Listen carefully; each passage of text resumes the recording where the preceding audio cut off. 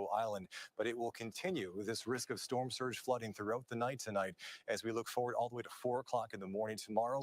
Even though the winds won't be as strong as they are right now, they will still be on shore, and that will keep the risk of additional storm surge in areas like Collier County all the way into early tomorrow morning. So we are at the top of the hour. As we reset things here, I do want to pass things over to NBC2 Chief Meteorologist Allison Ray with the latest on the hurricane. All right. Thank you, Rob. We do have the 7 o'clock advisory. If we could take this full screen, and then I'm going to walk over to the wall here to get a better view of how this storm is acting. The 7 o'clock advisory, we're getting these hourly updates. So with an hourly update, we're not going to see drastic changes. If we could take this full screen, I'd appreciate it. But the pressure here has gone up a bit. So we were at 948. It has now increased to 952. That's a good sign that we are expecting the storm to continue to weaken. However, the pressure increasing is a good sign, but we have not seen the winds budge. So we'll wait for more reports from the hurricane hunters as they get in and out of those flights. But 120-mile-per-hour winds, specifically on the back edge of that system, is going to be just powerful as it gets closer and closer to Tampa. We are just about a few hours, if not within the hour, of landfall through areas just south of Tampa. The direction here moving off to the northeast, I was interested to see if they were going to put an east-northeast to that. They have not, still pushing generally off to the northeast at 15 miles per hour. So it has not slowed down significantly, but it is keeping its current pace at 15 miles per hour. So it's still just sitting offshore. Parts of the outer bands of just outside of that eye wall are making their way in, but the heaviest, or the strongest wind, I should say, is sitting offshore of places like Sarasota and Venice. But those powerful winds will continue to increase. What I do want to show you are some of these tides and what to expect when the tides to come up in your region, because right now we're getting a lot of reports of the tides and the waters rapidly rising in parts of Fort Myers Beach, and that was wave action. The current is very strong in parts of Fort Myers Beach, and we have not seen it just yet. We're seeing the waters rise in other areas, but downtown Fort Myers, the water's still kind of holding on, holding back a little bit. That might not be the case after 8 o'clock. And I'm going to show you some of those, some graphs I'm going to pick up here just a bit. But I do want to show the eye of the storm just approaching. Looks like landfall is imminent south of St. Petersburg, but north of Venice. And that's where we'll kind of zoom in or kind of hone in for the next few hours to see how this is going to approach, but the heaviest rain just off to the north there. Looks like our camera at Fort Myers Beach is having kind of a hard time kind of holding steady with those gusty winds.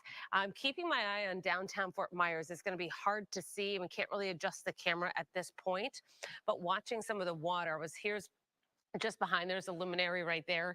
And here's just behind the luminary, the water was starting to come up a little bit from the marina here. This is an area that we know the water increases quickly. Right at the bottom of the bridge there on First Street, when the water just continues to rise, I'm sure that water within the next few hours, now that the sun has set, that water will continue to rise in downtown Fort Myers easily. So I'm going to go ahead to the Fort Myers graph. So this is a little bit of a map, and it's not so important to look at all the lines and all the numbers. I want to point out what's important here. So this red line is going to be where we are right now. Right here, or just a few hours ago, right here is about 8 o'clock tonight. And what you want to take away from this, so this is about maybe 6 feet or so, the exponential increase. Okay, so we're seeing the water slowly rise, slowly rise. There's going to be a shift in the next hour or 2 to 3 hours where the waters drastically increase in parts of downtown Fort Myers. We're seeing that now at Fort Myers Beach, but we're not seeing it just yet, which is nice, but I'm not very optimistic about it, is the waters up the river, up the Caloosahatchee. It's high tide, that water's being pushed in. It has to go somewhere, right? And because the water's not pushing out, the tide is still coming in, we're expecting this rapid rise in water. Now, when I say rapid, that's still relative. This is storm surge. It's going to be kind of this slow and steady rise, but the current is coming. The water is coming. So that's why I expect the water to be at its peak. So this is going to be about 8 in the morning. So there's about a 12-hour window here where we see the waters rise. So if we do a little math there, that's about a 2-hour period where we see the waters come up.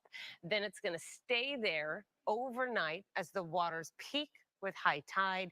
And then what's also interesting is how fast the water goes up, that exponential increase.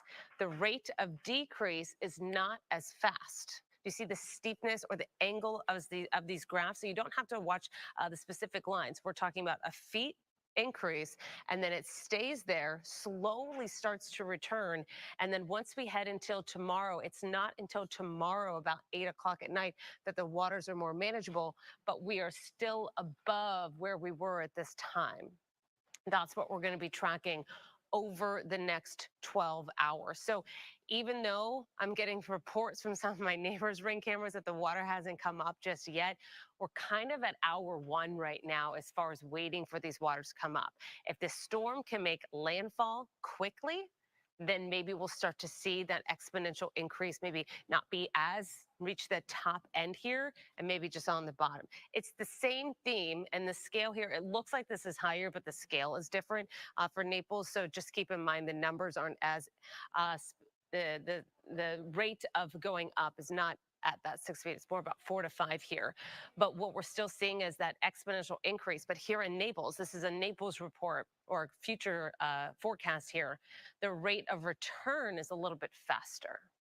And that's because you're not going to have as much of the water from the river. You don't have as much kind of obstacles in the way. It's just going to go right back out into the Gulf. You know, when we're dealing with Fort Myers, you got to go up the river and then it's got to kind of slowly come back down. So we're going to have a little bit more of a time to deal with that high water through parts of Fort Myers and downtown Fort Myers and up the river. Unfortunately, I know Charlotte Harbor, we're watching for you. I don't have one of those for your region, but we can expect the same type of thing, I would suspect, for parts of Charlotte Harbor, where we are going to see that rise of water quickly, especially with those strong onshore winds moving on in.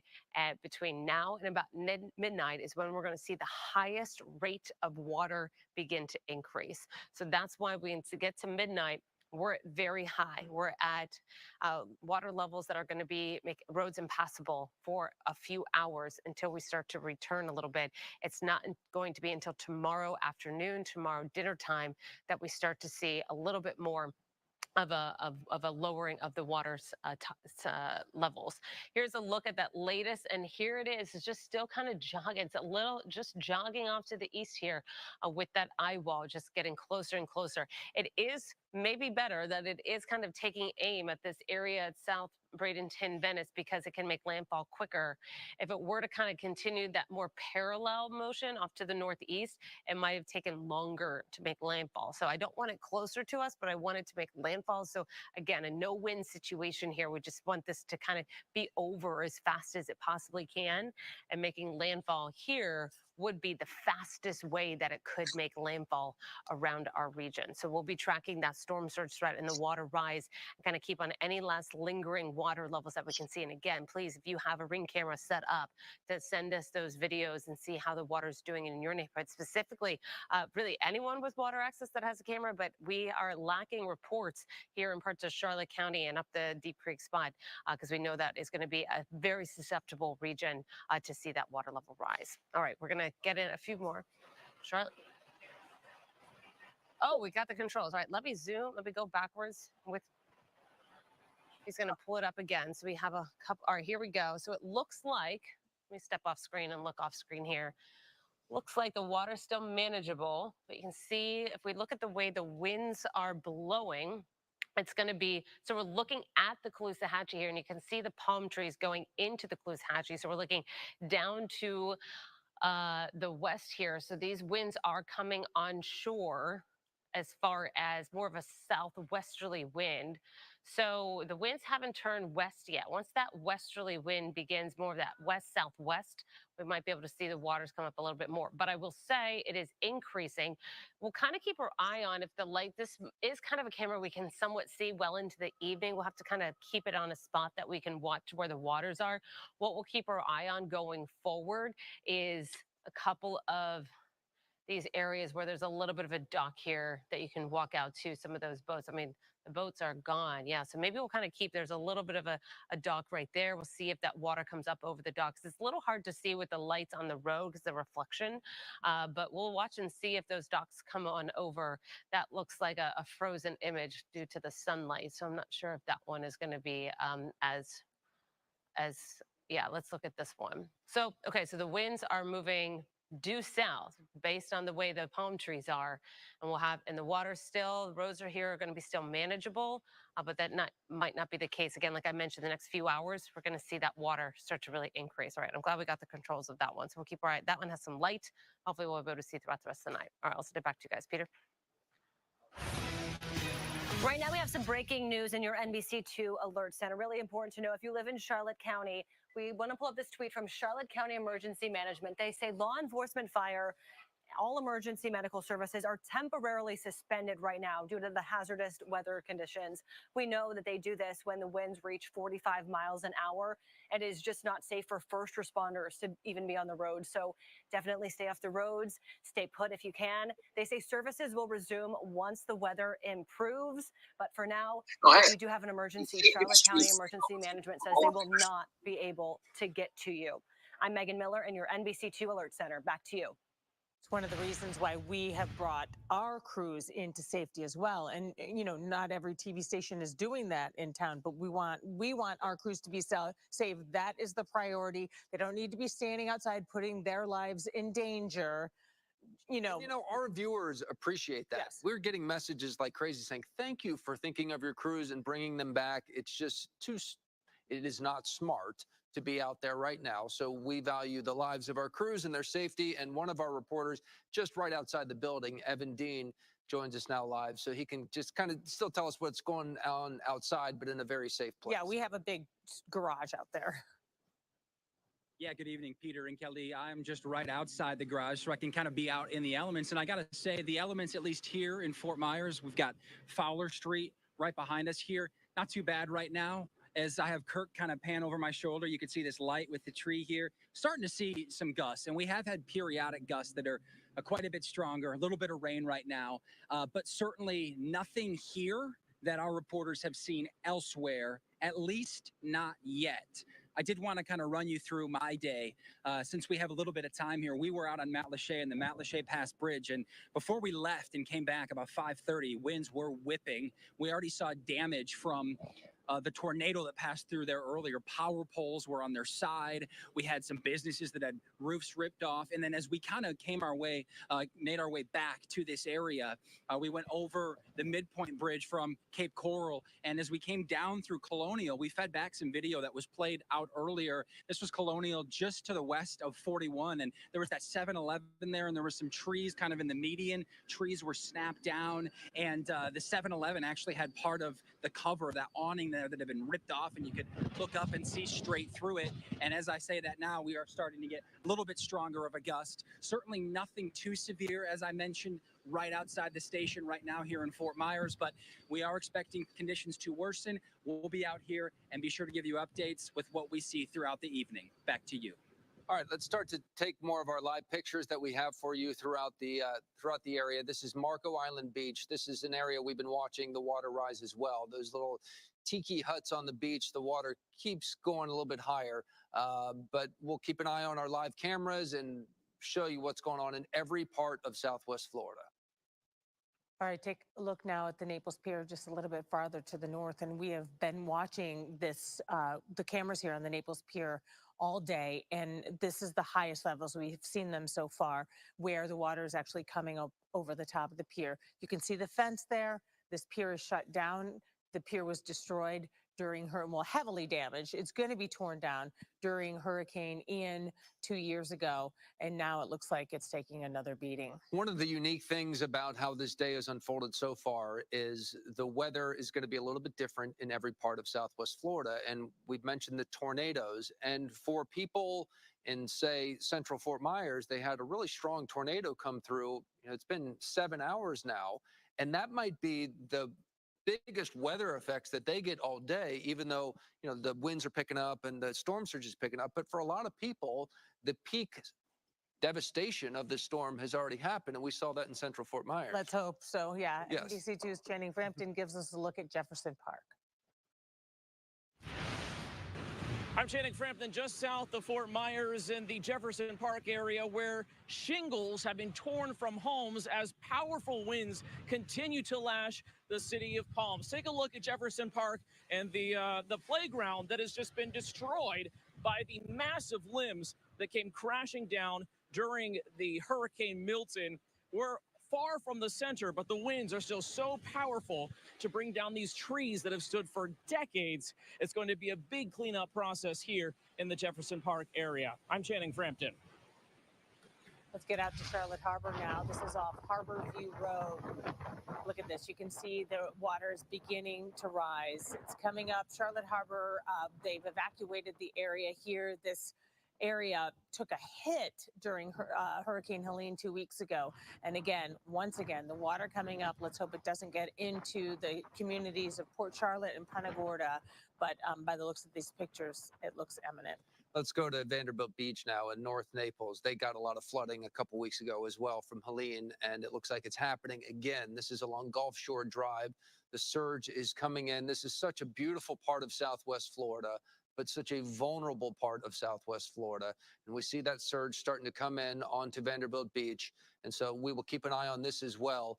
Again, if you can safely send us pictures or video, news tips at nbc-2.com and news tips at abc-7.com. That's the place to send them to us throughout the evening.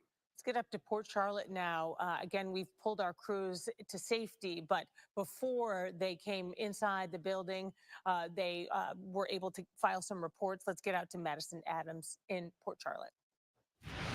The storm surge from the Charlotte Harbor is already starting to come onto shore. This is the Peace River. The water already starting to flood inside people's houses. Debris that was left on the streets, left over from Hurricane Helene, it still lines the streets. We're seeing some of it start to blow around. I'm here in Port Charlotte, Madison Adams. Another breaking news update from your NBC2 Alert Center. We want to let you know that Cape Coral Police have also suspended emergency services. So they want you to know, again, if you have an emergency and call 911, they will be able to take your call, but they will not be able to get out to you because of those winds over 45 miles an hour. They cannot resume operations until those winds come below 45 miles an hour. So really important for you and your family to know.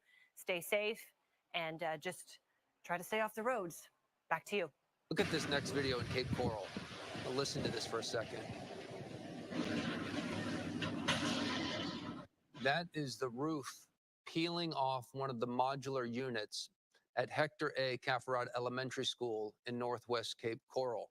This was the school most damaged in Cape Coral by Hurricane Ian 2 years ago. It was so damaged that the kids for the past 2 years have been learning in those modular units, and now, at least in one of them, the roof has peeled off. So this could further delay their progress and their learning at Hector A. Cafferata Elementary School in Northwest Cape Coral. Oh, Rob was supposed to be talking to the kids there about hurricane safety and the science of hurricanes on Friday. But as a good time to mention that all Lee County schools will be out at least through this week, and depending on what happens on a lot of these campuses, it could be longer. Water levels are rising across the Cape. This video was taken about an hour ago in southeast Cape Coral, and you can see water is coming up in many canals, over the docks, over the seawalls, and into people's yards and into people's pools. We have been checking back on the toll plaza in Sanibel right before you drive onto the causeway. So this is Summerlin, McGregor, that area. Off to the right would be the bay, and then Fort Myers Beach off in the distance. But the waves have now been crashing over the road for a couple hours now. Nothing too dramatic. We've certainly seen it worse with past hurricanes. But as Allison said, we're really only at the start of the storm surge. So we will keep an eye. This is one of the live cameras. As long as it is working, we will keep going back to it periodically so that we can measure the rising storm surge in Southwest Florida. First responders, again, reminding people, asking people, stay off the road, stay out of flood-prone areas. They want you to stay home, shelter in place until it is safe. NBC2 reporter Hope Salmon has been with Fort Myers police officers encouraging people to evacuate if they're in one of those evacuation zones. This is not the safe area. The safe area is inland. Sergeant Christy Neroni helps lead the team of patrol officers who are telling people to evacuate in flood-prone areas. They're doing this in English and Spanish. The storm surge with this one is a little concerning. Hours before Hurricane Milton makes landfall, many people have still been walking and biking in those areas. We cannot force them to leave the area. We can just educate. They have a map with the zones they are covering. Neroni says the most flood-prone areas are near Dean Park, at the foot of the Edison Bridge going northbound, and on most of the roads nearest to the Caloosahatchee Bridge. We're trying to stress to them the importance of the evacuation orders. However, people seem to believe that we don't know if they're just not taking it serious. Here at Franklin Park Elementary in Fort Myers, almost all of the officers are hunkering down as they are preparing for the storm. They're going to be responding to people as soon as the conditions are clear. Reporting in Fort Myers, Hope Salmon, NBC2. And we continue. We're going to break away from what is going on that channel. Welcome to the Mecca Talk live coverage of Hurricane Milton.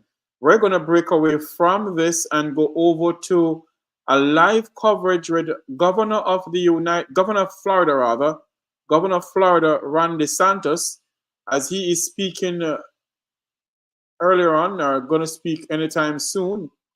Let me see if I get it here. Just a moment for me, please.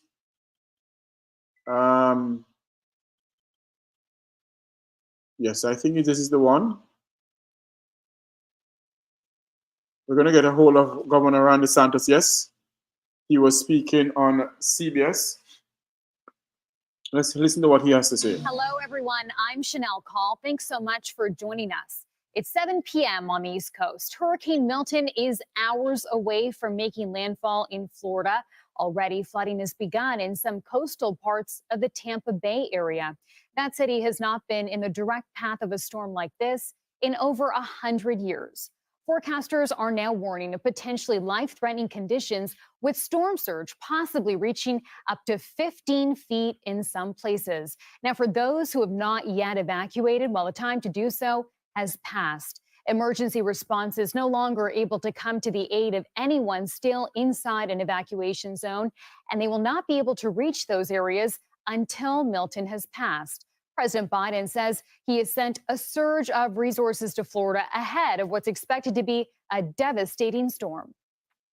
Both the heads of the National Hurricane Center and the National Weather Service made it very clear in conversations I've had with them earlier today.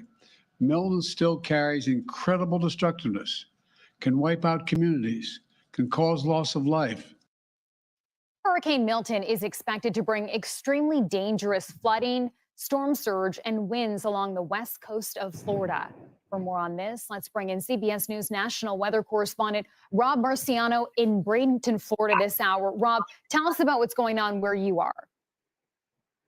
The winds continue to ramp up, Chanel. Matter of fact, we just got issued an extreme wind warning which the National Weather Service only issues really when a major hurricane is coming ashore, which means that winds in excess of 100 miles an hour are very much possible. We've seen them gust to hurricane strength so far, not sustained there. The center of this storm is now about 40 miles, maybe a little less than 40 miles off the coastline. So it's very, very close and moving in this direction at about 15 miles an hour. So that means that landfall is going to be probably around 8, 9 o'clock tonight, but it will take all night to traverse across the state. So the path of this thing is coming really right to Bradenton, up towards the mouth of Tampa Bay.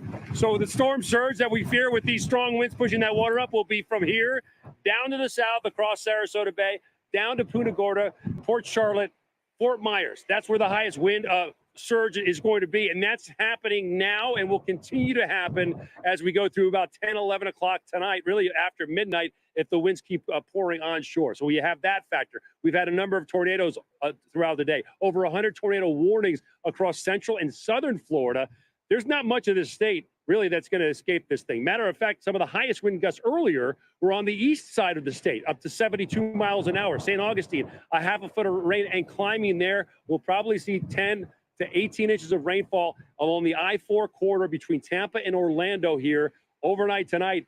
And they've already been saturated. So that's where the flash flooding is going to occur. And obviously these winds are going to start unleashing some damage across the central west coast of Florida here over the next several hours. Rob, You know? we can see that it's quite a dicey situation even where you are right now. I wonder if you can talk about just the sheer power of this storm. Well, you know, it exploded to Category 5 to 180-mile-an-hour winds. I mean, we've only seen a handful of these storms, and most of them have been in the Gulf of the Northwestern Caribbean, rapidly intensify the way this storm did. Climate change certainly playing a role. That made everybody's heart stop. Thankfully, it has come down a little bit in intensity, but it's grown in the size of its wind field. So it's alarming nonetheless. And all the water that's been pushed up while it was a Cat 5 is now coming ashore. So we're happy that it's weakening to a Cat 3.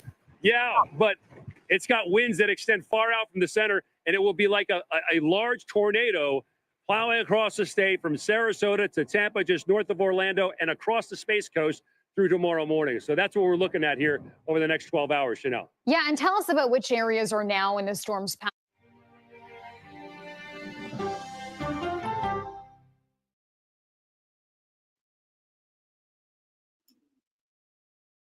These are the stories. 1, 2, 3, go! First, as the gentleman that was on just a little earlier was speaking of, we are expecting a significant amount of rain.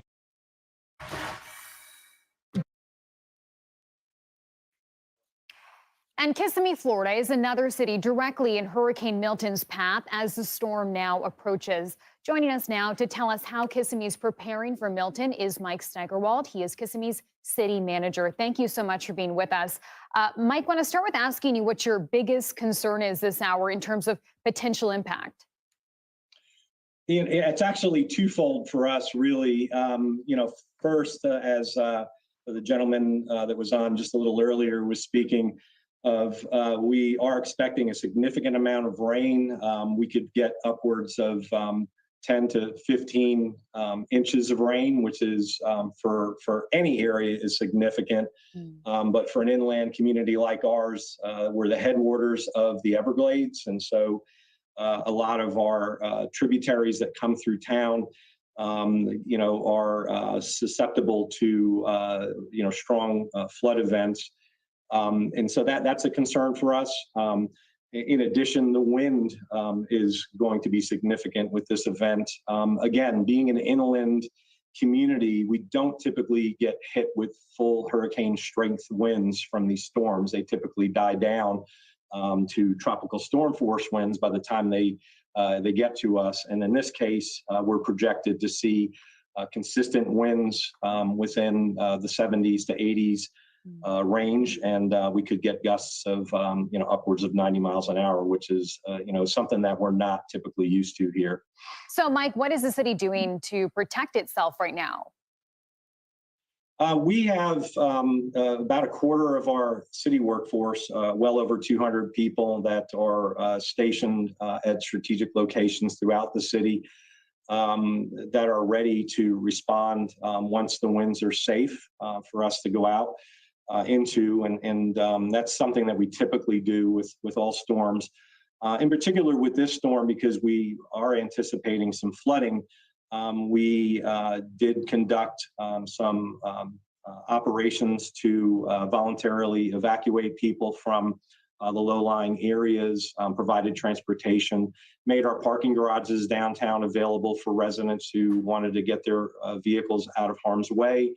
And in addition, of course, like all cities do, we took preparatory measures before the storm to ensure that all of our drainage lines were clear, tried to lower the level of all of our storage basins the best that we possibly could.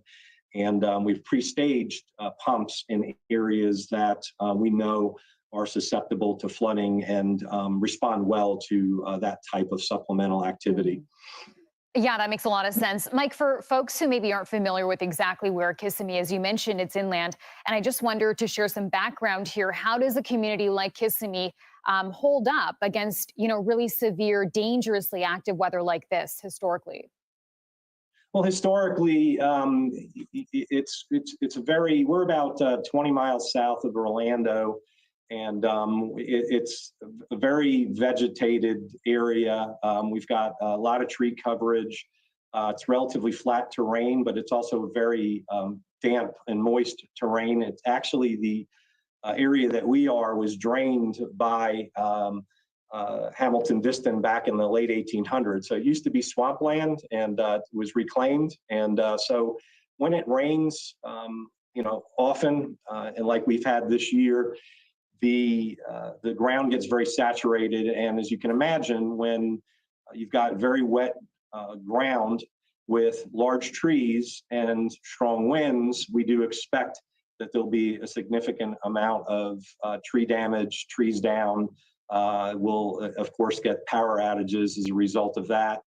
And then, of course, on top of that, the flooding that we talked about a little earlier. So it's going to be a significant event for us, but we're confident. We've been through this preparation usually several times a year. We go through it every year. And so we're ready to respond, and we'll bounce back as quickly as we can. Okay, Mike Steigerwald, thank you so much for your time. We appreciate it.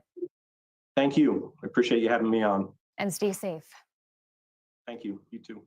As the state of Florida braces for the impact of Hurricane Milton, local, state, and federal governments have already started working together to prepare for the storm and the eventual recovery effort. CBS News managing editor and anchor of the CBS Evening News, Nora O'Donnell, spoke with the governor of Florida tonight ahead of Milton making landfall. From Florida's command center is Governor Ron DeSantis. Good evening, Governor DeSantis. Thank you for being with us. This is, I don't have to tell you, a monster storm. President Biden says it looks like the storm of the century, and landfall is now earlier than expected. Is your state ready?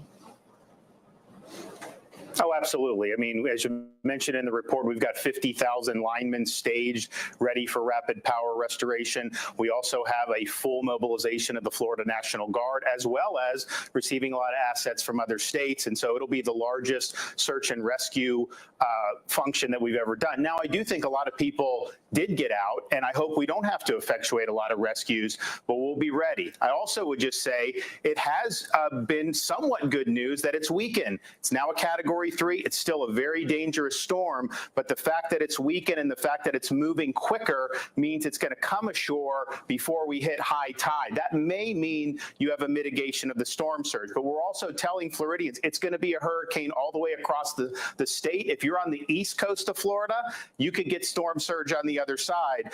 So this is a very fragile 24 hours. So just hang in there, listen to your emergency management folks, and stay safe.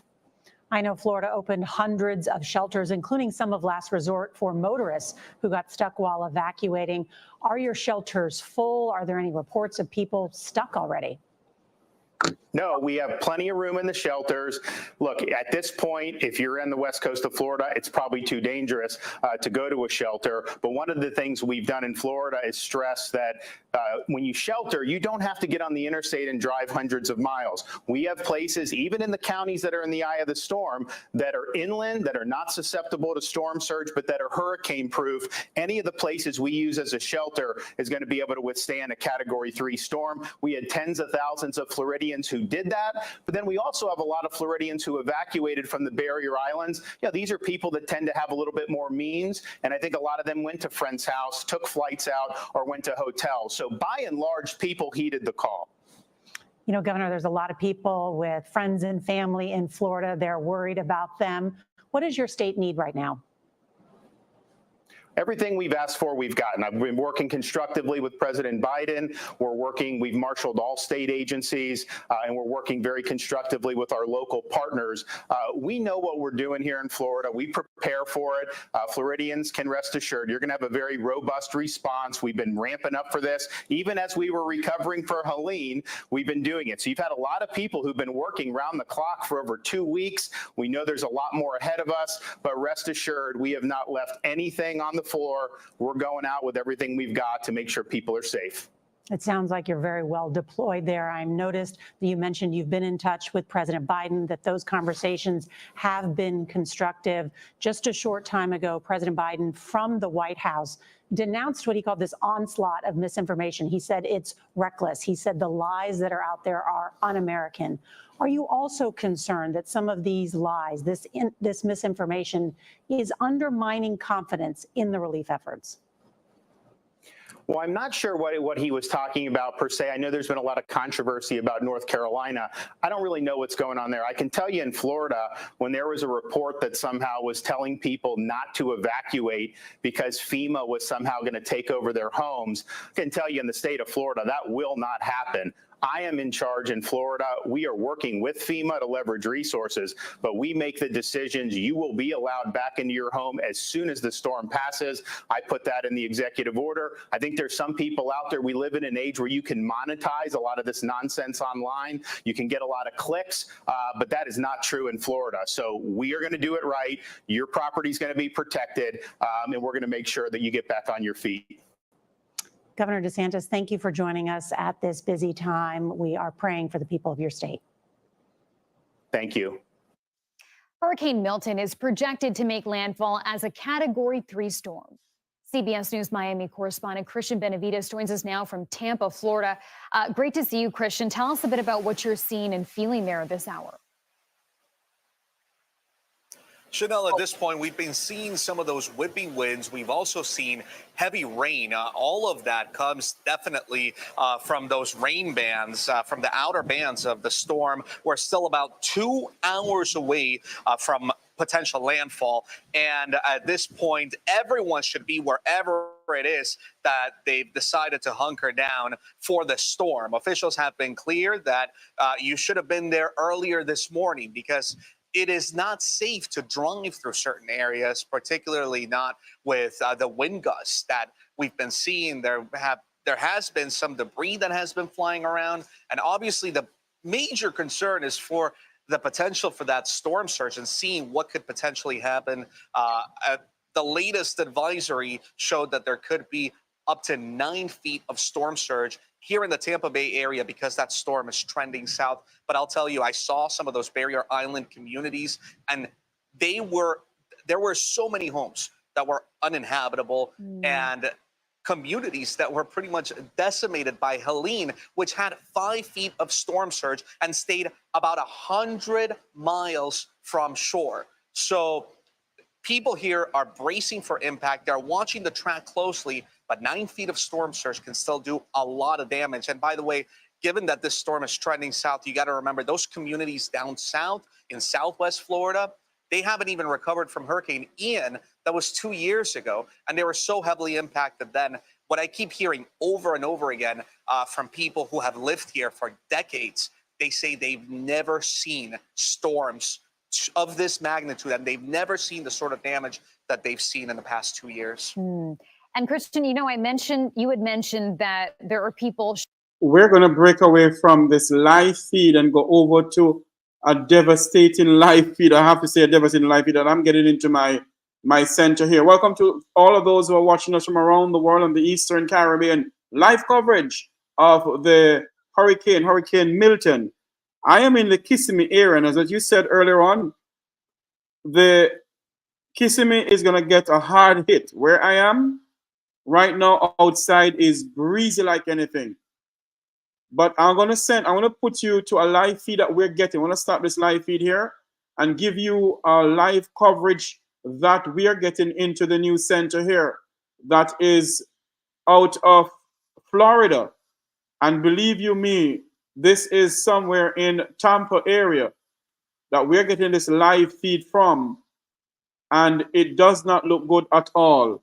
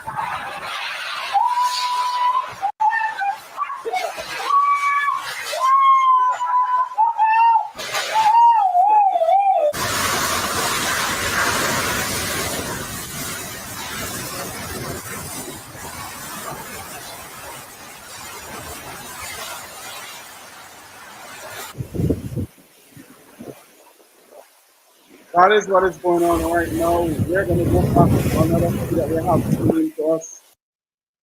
Another feed we have coming into us. We're going to break away. There you go. Zinc and everything is going off. Do they have zinc in Florida? I doubt it. But it all depends where this is. But we're going to break away from this live feed here and go back to what is going on in, is this Kissimmee? Can somebody tell me this is Kissimmee? Where I'm going to show right now, I think this is somewhere in Kissimmee. Let me get this up here. Let me stop this and go back to this live feed that we have coming in. I think this is somewhere in Kissimmee. I'm not sure. I'm asking questions from my friends who are giving me this live feed in my ear here. Is this a live feed out of Kissimmee, Florida, or Polk County? Polk County. I don't know where this is, but listen to what this is saying.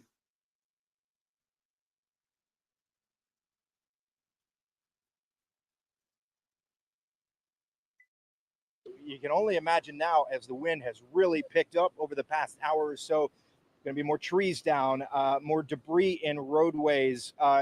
You know, all the reason to stay indoors even after this thing passes, because, you know, chances are there are going to be power lines down as well. Any number of pitfalls on Sarasota County roads right now, as we really feel the bulk wind from Milton that we're going to feel here.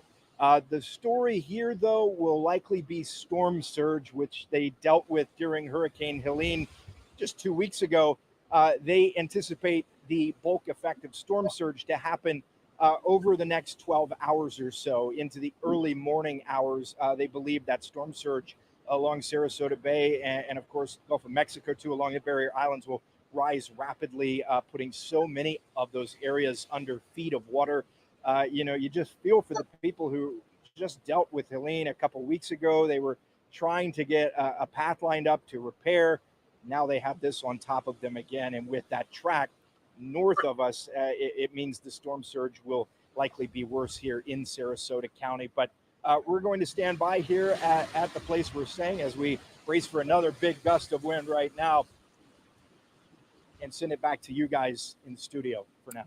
All right, Chad, and we'll check back with you as the wind continues to get stronger and stronger. We want to go north now to Northport. Yeah, and our Capitol reporter Forrest Saunders trading south Tallahassee for Milton, moving down south to Northport. Forrest, welcome to this part of the state. How is it like for you out there? Well, you would make a wonderful travel agent. I've really enjoyed my stay. Thank you very much. The accommodations are wonderful. No, it's been horrible. Guys, this is a terrible storm. I will tell you, we are now actually next to City Hall. We are standing in a safe zone. I don't want you to worry about me. But we were actually outside of the Northport High School just a little bit ago. We had a police officer come up to us and say, listen, I know you guys are doing the news, but it's not safe to be out here. You got to go someplace else because we lost the roof during one of our last major hurricanes down here. So you have got to go. That's exactly what we did. We packed up, we left, we went to another secure location. That is where we're standing now. Now, I know it doesn't look like it, but the wind is really whipping behind me. It sounds almost like a locomotive. I know a lot of people say that when they go through tornadoes, stuff like that, but that's kind of what it is. It's just this constant rush of wind and roar. It's almost like the crashing of waves on the beach, except for you don't have the ebb. It's just a constant smashing of waves. And the trees are out of control. They are whipping back and forth. I think a few of them might go not too far from City Hall. Again, we are being as safe as we can be. And people are really heeding these evacuation warnings.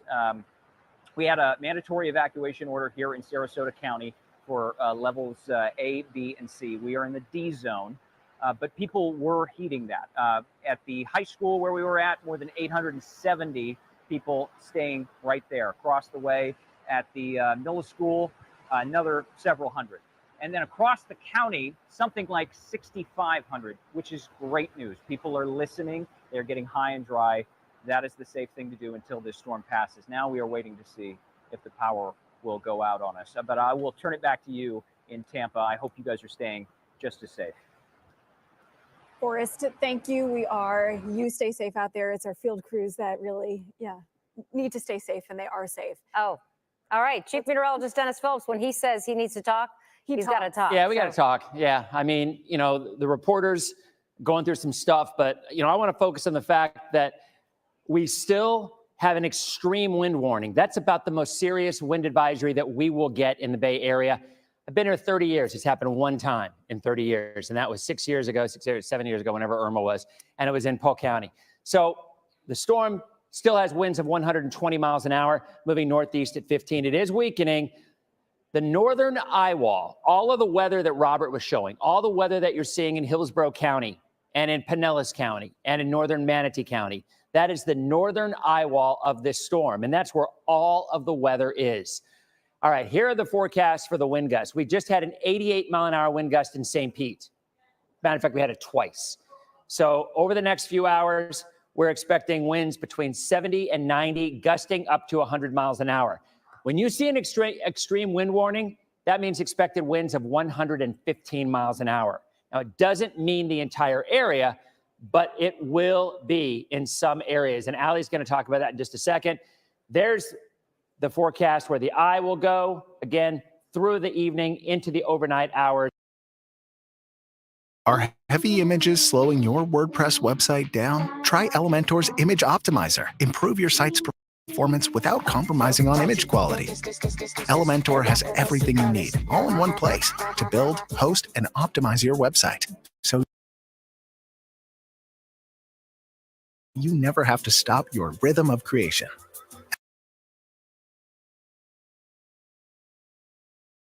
It goes to the right. It's like it goes downstream, if you will. So at this point, there's the forecast track, and that's pretty much from north of Sarasota County, so Manatee, Hillsborough, Pinellas County. You are in an extreme wind warning, and we are already seeing those winds close to 100 miles an hour in a couple of spots. And for the next 2 hours, it's going to continue. Let's go over to Allie with the latest on that. Allie? Yeah, Dennis, I mean, we continue to see very strong winds. You mentioned that we've seen 88 miles per hour in St. Pete, not just once, but twice, and they were within 5 minutes of each observation. So these winds are not just whipping, they're doing even more than that. And we're continuing to check, of course, on our monitors to see exactly what the winds are doing. Sarasota getting up to 77 miles per hour. That is a Category 1 hurricane. St. Pete getting pretty close to that Category 2 strength. Even out in Tampa, 60 miles per hour, 69 in Brooksville, which is still a few miles and maybe even more away from where the eye wall is inland. So that just shows you the extent of the winds. They are really starting to move well on through. And we're also talking, too, about the potential for, of course, the high wind warning that Dennis mentioned earlier. I mean, it's like seeing a tornado warning over your area, just repeated very strong winds, potentially up to 100 miles per hour over the same area. That's for Pinellas County, Hillsborough, and Manatee. A lot of those communities, I know, hopefully people who are in those evacuation zones are out of there because roofs can come off of mobile homes. There are many trees in those areas that could lose limbs. They could go on power lines. And you don't want that situation to happen to you. I know it might be tempting to peek out some of those windows to see what's going on as the eye wall gets closer, but I promise you, you could just sit inside away from the windows. You could watch the coverage. We have people out there that are doing it safely, and you can watch them instead of putting yourself in harm's way. Also continue to watch some very heavy downpours moving through, Dennis, and we continue to keep an eye out on the storm as it pushes through. And Allie, that's kind of the biggest concern, the combination of the two, because you had all this rain. You've already had rainfall totals well over 8 or 9 inches. It could go much higher than that. So you already have tree roots that are weakened because the ground is so soft with all the rain. So it doesn't take as much to have a tree down when you've had so much rain. And again, most of that rain has been Pinellas, Hillsborough County, north. Far less totals across our southern counties. And that is going to continue for at least the next couple of hours. I mean, there it is. This is a look at Futurecast, the track of the eye moving through Manatee County, southeastern Hillsborough County. And that is significant because that keeps this area in the offshore flow. The bay has been so close. Right now, we're not getting any reports of significant surge. We will see how the next few hours go. Clearly, the surge in Sarasota, part of Manatee, and down to the south in Charlotte is going to be significant. So what I'm afraid we're going to be seeing tomorrow morning is a lot of trees down in the zone where that storm is gone, and even more because we've talked about this for days. I mean, this is a storm that doesn't really look or act like a typical hurricane. It certainly did a couple of days ago, right, when it had 180-mile-an-hour winds. Well, now it's transitioning into what we think of as a winter storm, a nor'easter kind of, an extratropical system. And when you have that, the winds spread out more uniformly.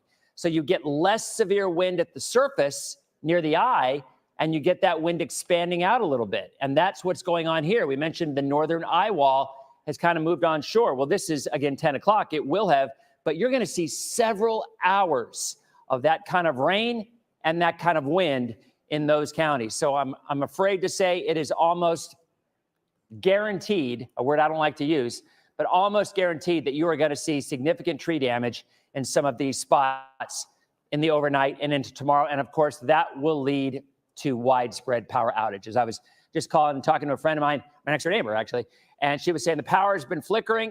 Women, ladies, LSG, Wendy, what are the power outages over? Have you got any updated numbers? Because you got to figure it's increasing, right? Sure, we do. Tico is sitting at about 74,000. 74,000? Yeah. Duke Energy, 100,000. All right, so there you and go. that's mainly Pinellas County. So, yeah, a lot of power outages. We're coming up 175,000. We'll probably be over 250,000 in a half an hour or so because that area of wind just continues to build and intensify. So the extreme wind warning runs for another hour and a half. They can expand it if they want to. The Weather Service, it's a local product, not from the Hurricane Center.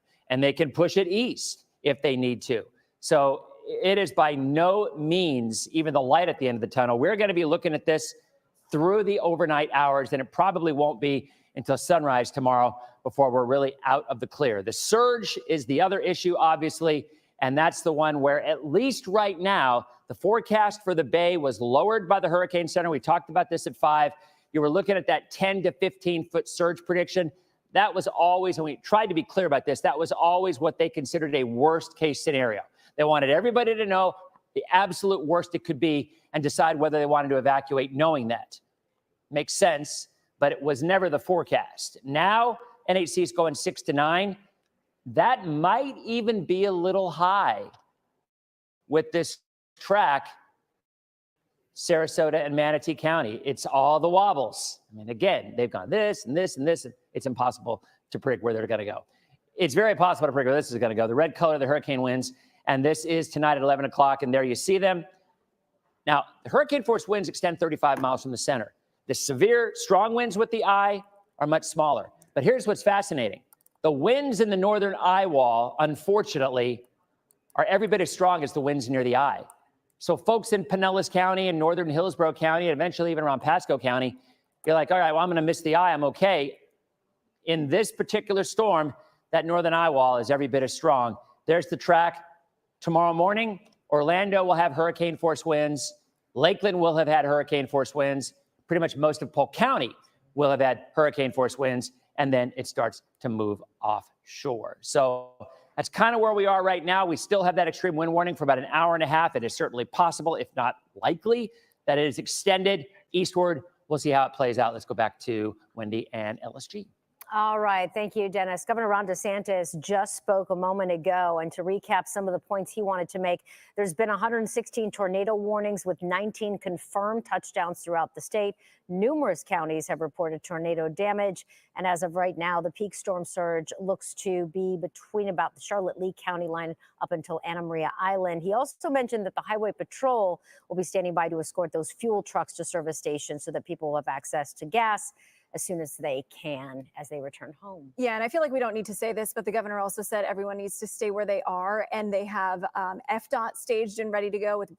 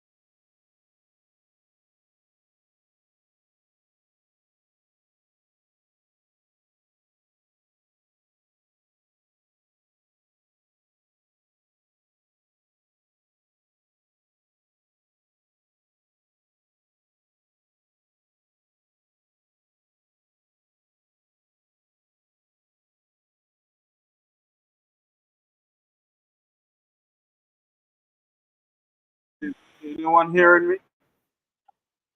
Hold on to me, please. What's going on here?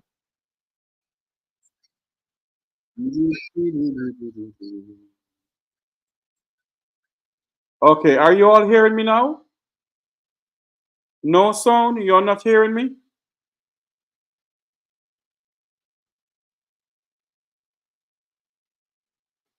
Okay, what's going on here? No sound, no sound, no sound. Are you hearing me now? I don't know what's going on here. I think the whole system is going haywire. The weather has something to do with the entire system. Maybe I should shut the entire system down and come back on. I have to do that. We're hearing now, but let me end the broadcast and refresh everything because I think the internet is going in and out over here. Let me just continue with this. Hold on.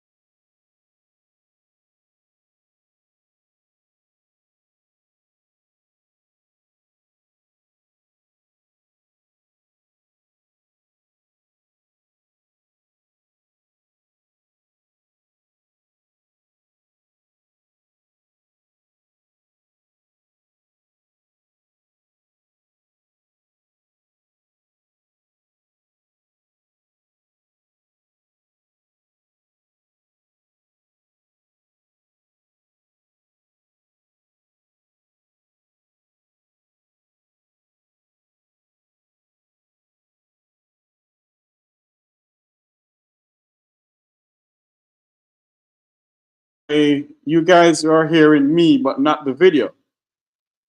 All right, I don't know what's going on. You guys are hearing me, but not the video. Let me see what's going on here. Let me go over to this live feed of what is going on. One moment for me, please. Let me go over here.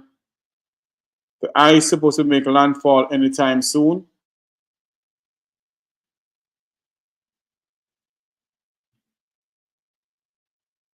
Okay, let me go over here. Let's see what's going on. If not, I'm going to just shut the system down because I think maybe the system has been going for a long period of time. I don't know, Jeffrey, how an old piece of Mac computer when I work properly. So I think that's what is going on here. There is something going on with the system. Maybe that's why it is acting up. I may have to reboot the entire thing. I'm not sure, but didn't want to do it because I want to know when the landfall comes in. But if you're just joining us, it's a live coverage of the hurricane in Florida here. That's Hurricane Milton. I'm pretty much sure. Are you guys hearing me now?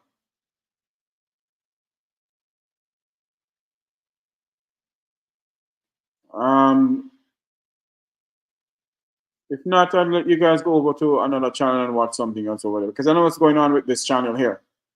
I think the whole entire system here, because I'm in Kissimmee and I'm not in Fort Lauderdale, I'm in Kissimmee. So I think what's going on, I'm in the brunt of everything.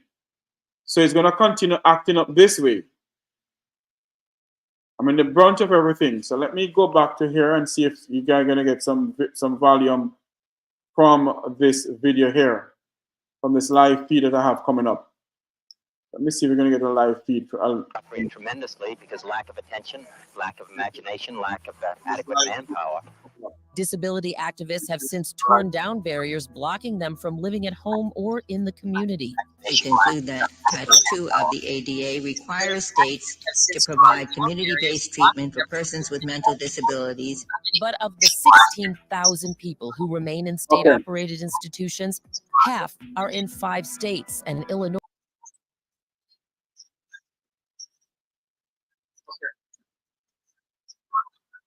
Okay, let me try out a different feed.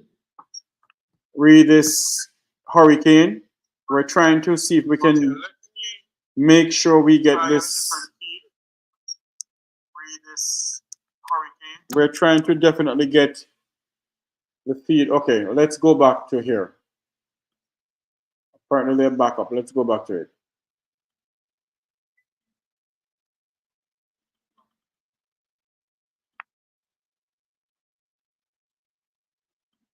You something. All right, I went into a ballroom.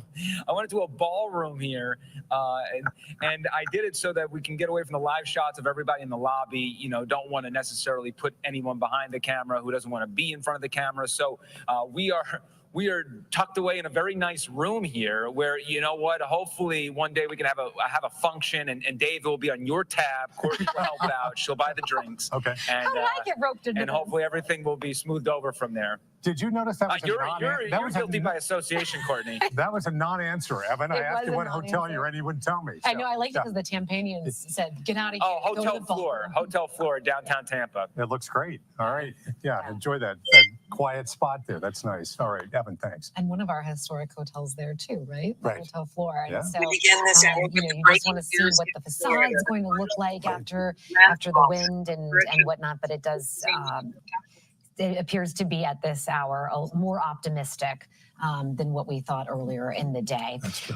We do want to show you a look at, this is alternate 19 Curlew Road. Oh man, just look at that wind sweeping the rain through. This is where we saw so many rescues happening in Palm Harbor here, right?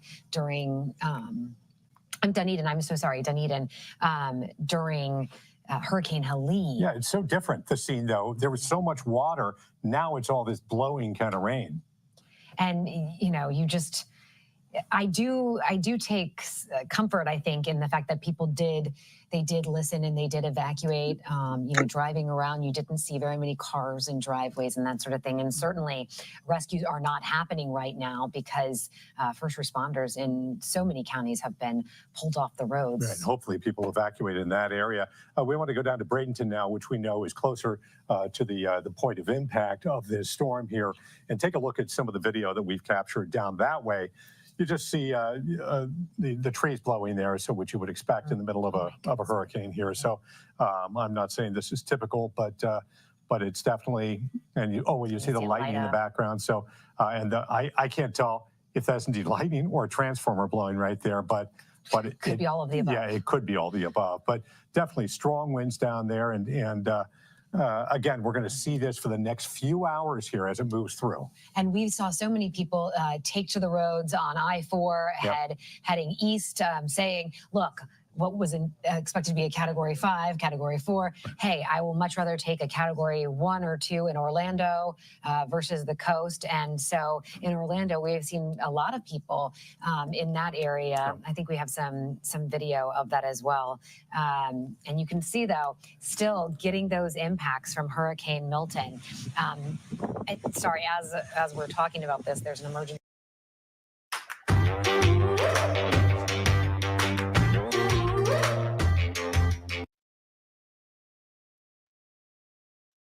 They're pretty intense. I mean, it is a, it is obviously a hurricane. Right. Yeah, that it is. And it just gets worse as you go south there. And we do have crews stationed south of there as well. Our duration is down that way. So, but we also want to take a look at this is Alberton Road and Seminole Boulevard right here. This is another picture of what's going on. You see the blowing rain, kind of the sheets of rain there cascading down the road. This is a very busy intersection tonight. It is not busy at all, but you can see the impact of this hurricane in that area at this point, because it always changes. Let's take a look at downtown Tampa. We were kind of seeing this off to the side. You've been watching Hurricane Milton coverage from our Tampa Bay affiliate WTSP. We will continue to monitor this story and bring you updates as we get them. For now, though, a quick break. Stay with us. You're streaming CBS News 24/7. And wherever you're listening, watching from around the world and the Eastern Caribbean, this is the Make We Talk program. We're coming to you live from Florida. Let me tell you something. I wish my webcam outside were working properly. I can't hook you into the security camera that we have here. It's not safe for me to do so. But if I could, I would show you what's going on outside with the breeze and the rain, what is going on outside where I am right now. And based on what we're being told, that we're under tornado warning until maybe 10 o'clock tonight. So, it's not looking good in Kissimmee. I'm being told that Fort Lauderdale in Broward County not having too much of what we're having here. But this is not looking good. And, based on everything else, we're just going to ask for prayers and pray and hope that this will pass and no one will get hurt, no one will die in this tropical storm, in this hurricane that is here with us. Let me go back to some live feed that we're getting. I do apologize earlier on because of, sometimes the system goes down and come up. Let me see if we can get an audio from here. Hurricane Milton to make landfall in Florida tonight. Right, we know in Port Charlotte, you're obviously right on the water there, though, not barrier islands, but you are coastal. You talked about the storm surge. Do you see that as the primary driver or potentially as damaging to people's residences as even 120, 130 mile an hour winds? Yes, I do. That storm surge coming in, it's a wall of water and there's no stopping it. And we don't know how far inland it's going to go. The sad thing is here with Charlotte County, we have a beautiful county and we have all of our waterways. We have the Mayaca River, we have the Peace River, we have Charlotte Harbor, we have Gasparilla Sound, we have the intercoastal waterways, and of course we got the Gulf of Mexico. So we have a lot of water here. And about 75% of my residents live on or near the water. So they're all within the flood zone. So this is going to be very catastrophic for us. Sheriff Prummel, real quickly, so sorry, can you tell me one other thing? In terms of communications, as we know, we're going to be losing electricity, telecommunications infrastructure. How do you communicate with folks who need help, and what are you advising them to do? Well, they just need to be patient. The 911 lines will never go down. Even if we lose communication here within our communication center with the next generation 911, it will go over to the neighboring county that's still up. So we will never lose communication with our people. But once this storm is over, we already have a search and rescue plan in place. So even if they're unable to communicate with us, we're going to be out there in the neighborhoods. We have a lot of assets here. We have a plan in place. We're just going to follow that plan, and we will get to everybody. Sheriff Prummel, we know you're doing your darndest right now, and obviously have your folks' best interests in mind, trying to make sure everyone's going to be okay in the days and the weeks to come. Thank you so much for spending this time, especially tonight, giving us a window into what's going on in Charlotte County. We are going to have much more for you on the latest developments here with Hurricane Milton. We're still waiting for half of that eye wall officially to make landfall. More coming up right after this.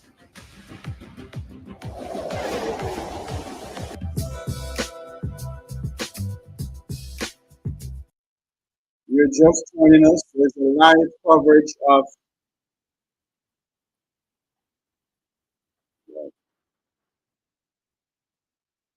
a live coverage of Hurricane Milton. Where we are, we're in Polk County. Hurricane Milton is intensified one of the fastest growing hurricane in modern history. The Hurricane Center said that this is one of the fastest growing hurricane in modern history. We're just asking everyone who has family and friends within Florida, just continue to pray for us, because this is not looking good. Let's pray and hope that the damage that we may expect doesn't really happen. Majority of us Jamaicans are very known to when it comes on to hurricane. Yes, a lot of rain and wind, but not too heavy. But there's a lot of rain and wind up where I am right now. A lot of rain and wind up where I am right now. As I said before, we're still under tornado warning. So, let me see if there's another live feed I can put up to you guys, but you guys can hear this live feed here. Okay, there is something else that we're going to do here.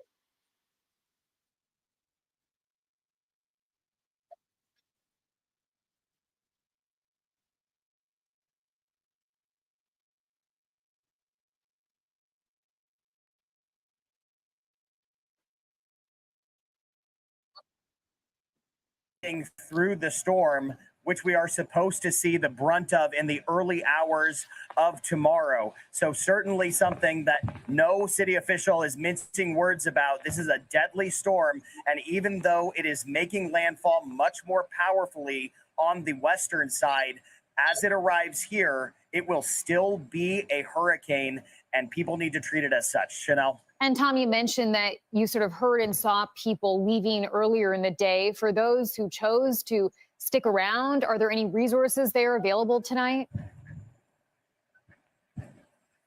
Yeah, well, we actually spoke to a couple that was hunkering down in spite of the fact that they were in a mandatory evacuation zone.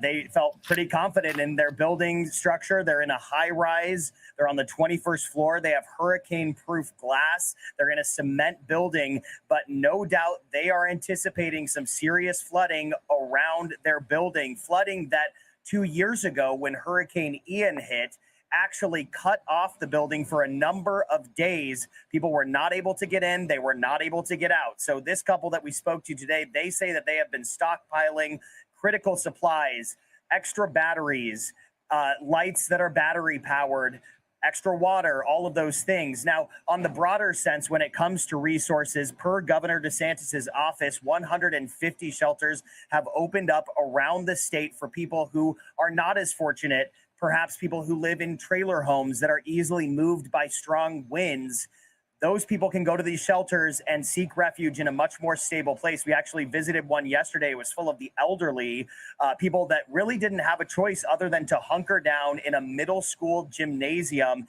and wait out Milton. Chanel? Okay, Tom Hansen in Daytona Beach for us. Thank you so much, Tom. And we want to take you now back to our storm coverage from our Tampa Bay affiliate, WTSP.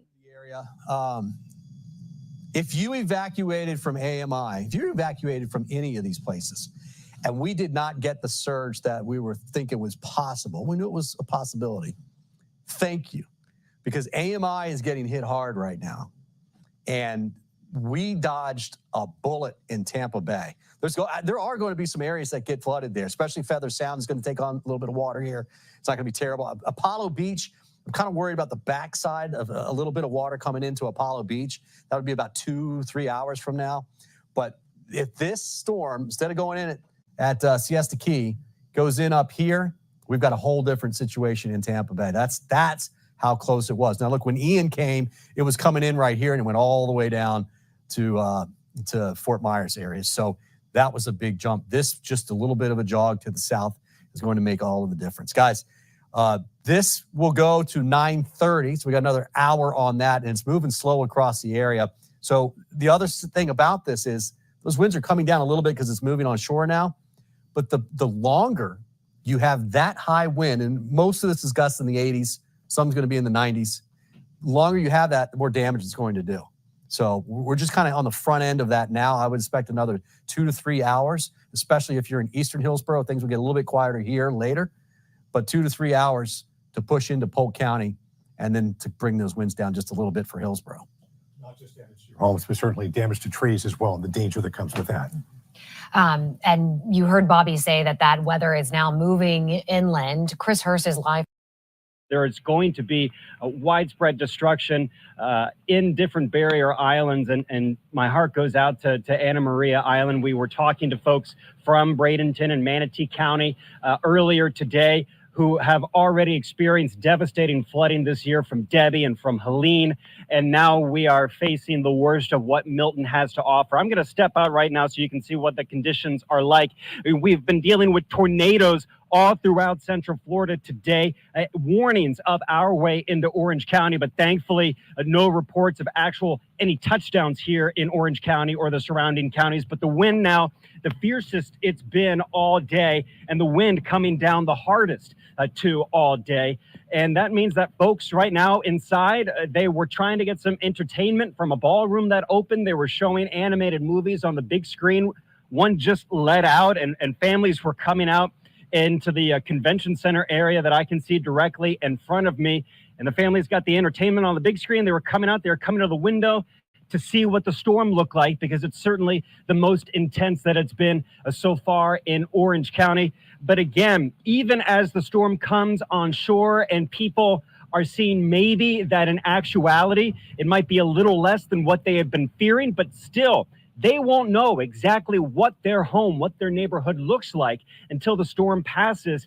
And many of them won't be able to check in with some of the straggling neighbors that stayed behind because entire neighborhoods decided to evacuate. And so it will be that waiting game for them, Courtney and Dave, to see what exactly their community looks like after Milton comes through and the sun rises tomorrow.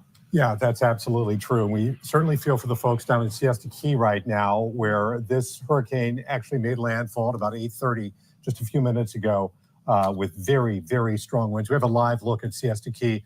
It's very difficult to make out any kind of damage that we're seeing there. We just see these flashing lights. We've had this shot before.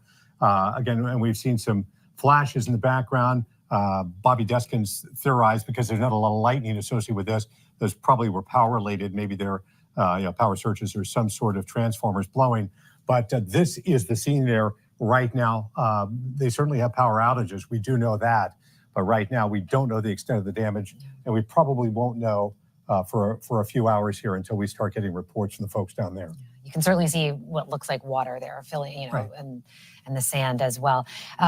Emerald Morrow is live for us in Bradenton, and Emerald, you just heard Hurricane Milton making landfall Siesta Key as a major Category 3 powerful hurricane. That is part of this community, where you are and where so many people, you're in Manatee, but so many people know this as home. Absolutely, Courtney, and a lot of people here who have evacuated, they have had so much anxiety, so much concern about their communities and about their homes. So yes, this hits very, very close to home here in this area. We've been getting alerts all night. Manatee County has actually suspended all of their emergency services for the moment, saying they are taking the calls, they're going to prioritize them, but they can't get to things right now. So that is just how serious the conditions are out here in this particular area. We've also been talking to people who have evacuated, and as I said in the last shot, or just last live shot, just trying to make the best of what is a really bad situation. So we've been talking with Milton here. Marty, I'm sorry. Hurricane brain. Been talking with Marty here about just why you chose to evacuate, because you live in a nearby mobile home community. Yes, I do. They drove through our park yesterday, it was, with these big loudspeakers telling everybody to get out. I believe most of the folks in our park did, but personally, I was not gonna take the chance. I'm really happy I'm in this hotel right now. I'd be scared to death if I was still in my mobile home. Yeah, you said you were not going to risk it. You actually are from up north and lived in Michigan for many years and came down here to get a slice of paradise. But now we're kind of going through these storms and you're just like, I am not going to risk this. Yeah, no, it's just not worth it. I mean, things can be replaced, but lives can't. So, and I'm here with my 92-year-old father-in-law.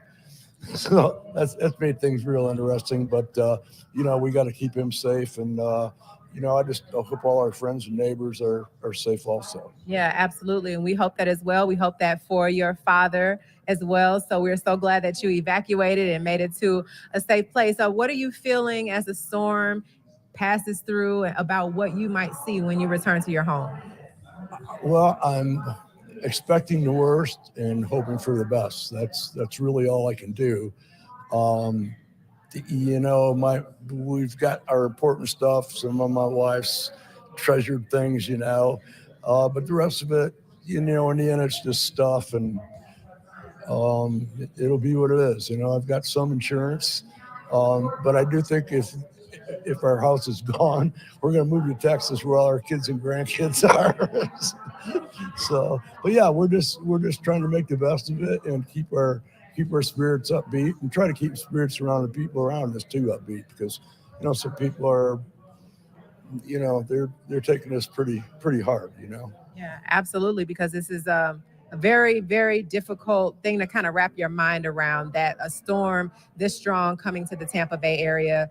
Historic for us. But again, as you heard Marty say, this is something that, you take seriously. And the most important thing is making sure that your life is protected, because those things can be replaced. Sending it back to you guys. Emerald, let me just ask you, maybe you could ask Marty this if he's still nearby you here. I don't know how long he's lived here, but what was it about this particular storm that made him decide to move? I know people who are in mobile homes need to evacuate during these kind of things, but did he evacuate in the past with any previous hurricanes? And what was it about this storm that made him move? Yeah, so Marty, I believe, Marty, you've lived here for about 5 years, right? 5 years. So we just kind of want to know, tell us a little bit, what was it about this particular storm? Because you talked a little bit before we were on camera about the previous storm. So just walk viewers through why you chose this one, and tell us, did you evacuate previously? A couple years ago, we evacuated to the other side of the state. The last one we didn't, just because the direction, that the hurricane was going. And when this one, our weather folks they're pretty darn good at what they do. And when this one said it was coming where it was just a no-brainer for us. But funny story how we got this room. My sister-in-law was supposed to fly in Tuesday. They got canceled, so we took the room because Wow. God works in crazy ways. Yeah, he most definitely does. He most definitely does. So again, we're so glad that you actually did evacuate and take the warning seriously. At what point did you feel like, all right, this is the one and I got to get out of here? When did that happen for you?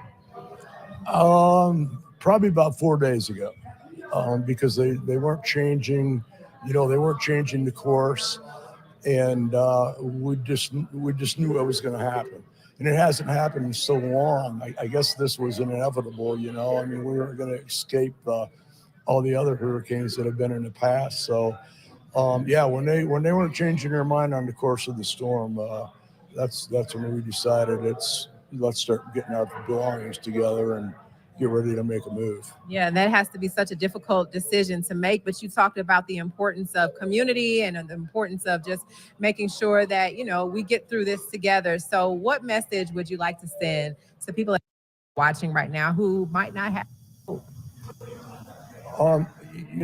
It's not in our hands. Everything can be put back together. Lives cannot be brought back. And we're just hoping the best for everybody. There's people that don't have means to get out of here. I feel terrible for those folks. I just hope everybody's families stay intact, and we come out on the end of this doing as well as we can. Yeah, I think we're all hoping for that. Thank you so much, Marty, for taking the time. We're glad you're doing all right. Thank you. Sending it back to you guys. Right. If you have any other questions, happy to take those as well. No, really wise words from Marty there. We're grateful that he and his family are okay tonight. So glad they evacuated. Hope others did as well. Yeah. We want to give you a live look right now in Dunedin so you can just see exactly this wind, as Bobby's talked about.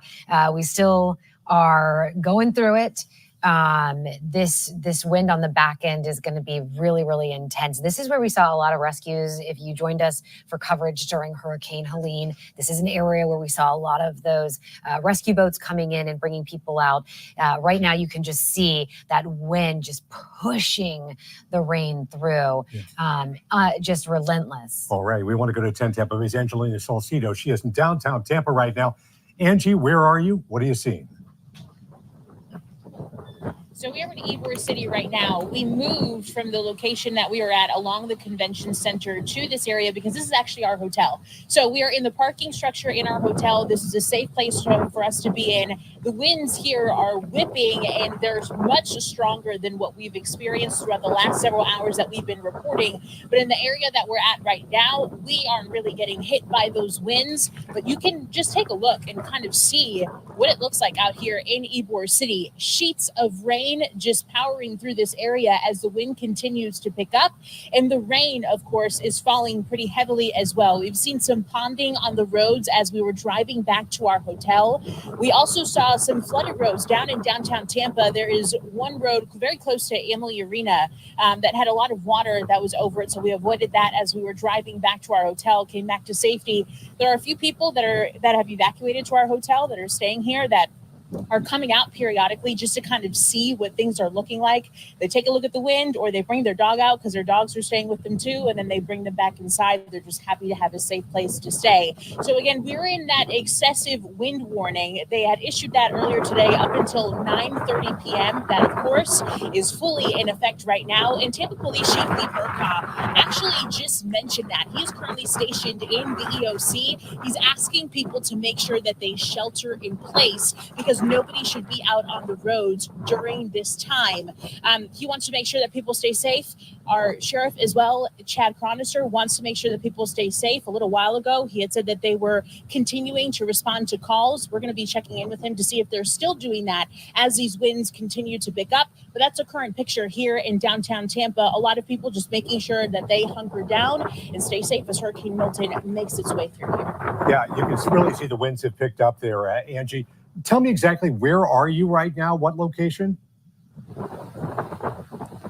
So we're at the Hampton Inn Suites in Ybor City. So it's right off of 7th Street. If we go a little bit this way, we'll be able to go down 7th and go down all of the businesses that prepped for Hurricane Milton and tried to make sure that neither wind was going to blow out their doors or the flooding in that area. If it does happen, their businesses would be protected from that as well. As you know, we've had so much debris for Hurricane Helene. And I'm wondering, are you seeing a lot of that debris flying through the air? We have not seen debris flying through the air currently. What we have seen is a lot of the palm fronds from the palm trees end up coming down, and that is the grand majority of what we've seen. I can tell you that before the storm, though, we were on Davis Islands. We know that Davis Islands was hit extremely hard by Hurricane Helene, and many of those homes still had piles of debris there. I can only imagine what that looks like right now on Davis Islands. Many of the people that we spoke to there chose to evacuate, whether that was to Lutz or to somewhere that was outside of the state, or maybe just even a little bit further inland. They wanted to make sure that they weren't there just in case any of those piles that weren't able to be picked up by the city or by the state ended up becoming projectiles in hurricane force winds like this. Yeah, that's a real concern. And we've not gotten reports about that yet, but we certainly know there's a lot of debris out there. You know, checking in on Did we just lose a light? Little flash We just lost light. it. Yeah, sorry, that got me for a minute there. We do have a live look right now at Ulmerton Road and Roosevelt, and you heard all of that in Angie's live shot, and you can see it just really pushing through, the wind picking up right there. Let's look at Punta Gorda if we can right here. This is a live picture from Punta Gorda. And again, you can see the leaves or the palm fronds out there blowing and the water moving right there. But it does not look like the intense wind that we've seen in other parts of our area lately. So I was just looking because I was trying to give you some perspective. If you're familiar with Punta Gorda, I believe this is in the Fisherman's Village area, which, this is I think it's Gilchrist Park that we're looking at. So there's that barrier, and obviously the water has come over that, the surge has come over that. And it's an area where we have seen this type of surge before. And, it's just sad. These are the communities that have had this repeatedly, and you just hope that everybody is okay. Yeah, there's some things you need to know about, and we want to share those with you right now if we can. 3 important things to sort of keep in mind as we move forward. The Northeast and Southwest sewer plants in St. Pete have shut down. So what that means is they shut that down preemptively because they do not want saltwater incursion into the plants, which could really damage the controls of them. So they shut that down preemptively. But what it means is you cannot use your toilet, can't flush your toilet. Otherwise, the sewage could come up into your home. So we don't want that. So while they're shut down, it's going to take a little while for them to start them back up. They have not given us an indication when that might be. Obviously, they need to get through the storm. Several counties have issued shelter-in-place orders. They pulled first responders off the road. It's too dangerous for those first responders, so you need to hunker down where you are during this storm. Milton made landfall over Siesta Key. That was at 8:30 this evening. Making landfall as a Category 3 storm, and with Milton's winds, power outages, we are seeing these just rise dramatically. Duke Energy without power, Florida Power without power, Florida Power and Light, 60,000 customers without power. TECO, these numbers again rising, more than 100,000 customers without power. And we do know that there are crews that are ready to go when it is safe to do so, the resources that are there to get out there and make sure that they get the power back on as quickly as possible. But there will be a lot of generators as well coming.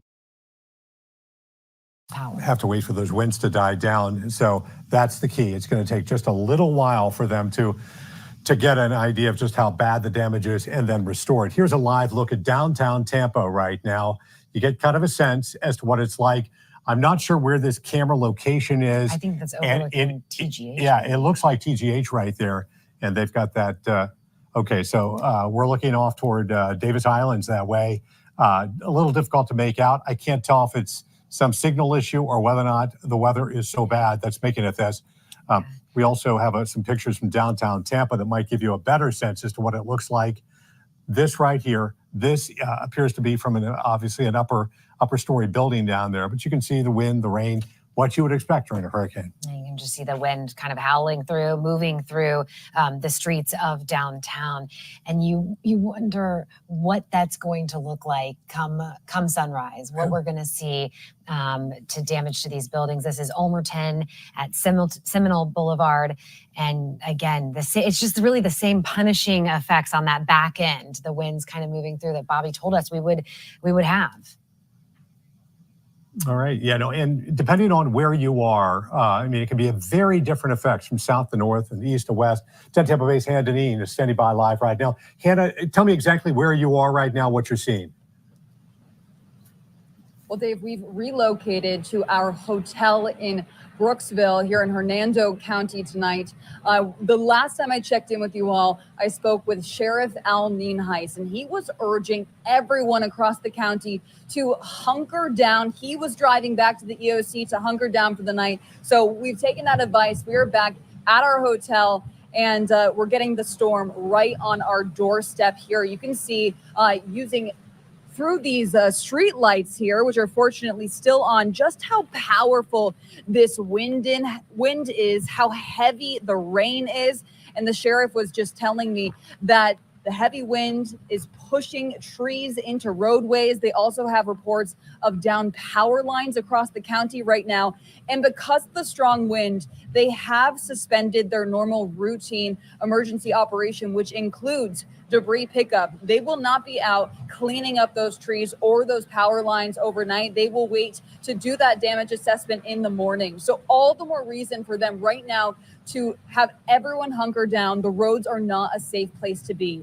Now, just south of here in Pasco County tonight, they have also suspended emergency operations. First responders will not be out on the road answering routine calls because the wind. No living being should ever eat processed food for every single meal of their life. Good, real food. Who are having an issue, they want to know what is going on so that when it is safe for them to respond, they're up to date with everything that they need to do. And of course, they will take action as soon as it's safe to. In Brooksville, Hannah Deneen, 10 Tampa Bay. Thank you so much. And we're glad that you guys are safe moving back to the hotel. We want to get right to Chief Meteorologist Bobby Deskins. Bobby, Milton made landfall just about 20 minutes ago, Siesta Key, and it is far from out of here. Yeah, 8:30 at Siesta Key, 120-mile-per-hour winds. Was forecast 125. Pretty good forecast from the Hurricane Center. A little south of Sarasota. But as you mentioned, we've still got a lot of it to deal with, especially right here in Palmetto, Bradenton, Anna Maria Island. Eventually up towards Ruskin that's where we have some of the heaviest winds right now. And you can see it right here in this area here. There's the radar site at the National Weather Service office. There's Anna Maria Island, Bradenton, obviously the Bradenton River running in through there. That's where the heaviest winds are. Water pouring out of the bay now. The problem is some of it's coming up on the backside of Anna Maria Island. So that's one thing we want to watch. It will push down towards Sarasota Bay. That's going to have really a flow of water going down there from north to south.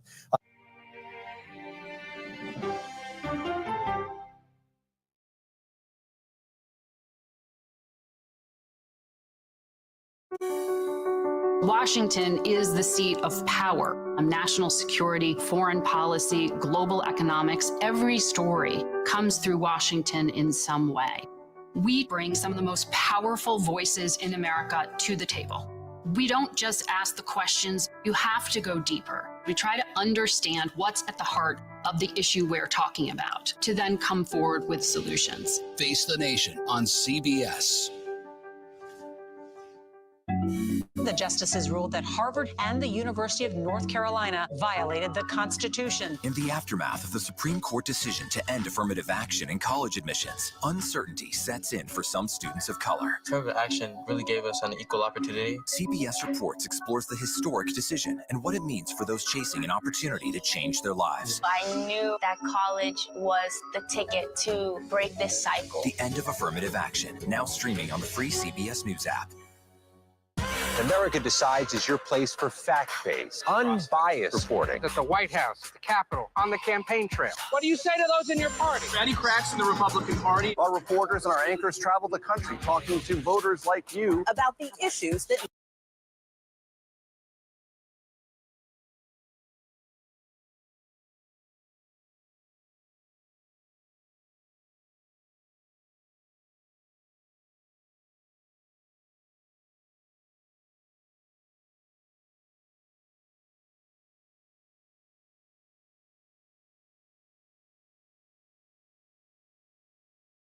Monday through Thursday at 5 p.m. Eastern.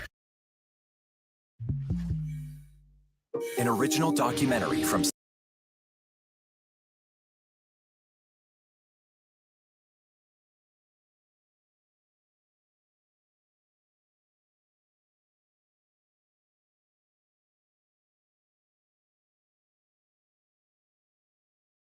The uplifting potential of artificial intelligence is limitless. It gives you a friend, somebody to chat with 24/7 that is non-judgmental. He makes me feel loved and desired. And so are its downfalls. The problem with all this AI is that it's unpredictable and uncontrollable. The choices we make now will have lasting effects for decades, maybe even centuries. The ChatGPT revolution, now streaming on the free CBS News app.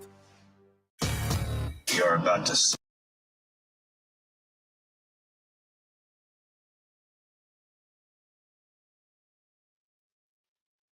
Hurricane, hurricane, hurricane.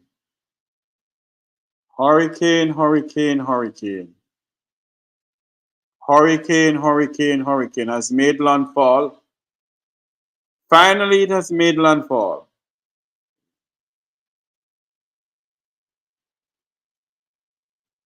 Not looking good, though. It's finally has made landfall, and it's not looking good.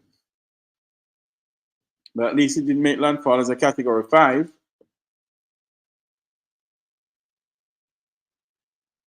Let's go back over to this live coverage here of the hurricane. See what they have to say. Hello, everyone. I'm Chanel Call. Thanks so much for watching. It is 9 p.m. on the East Coast, and Hurricane Milton has officially made landfall in Florida.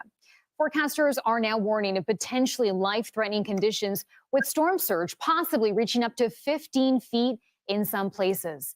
Already, flooding and heavy winds and rain have taken over much of Florida's Gulf Coast and beyond.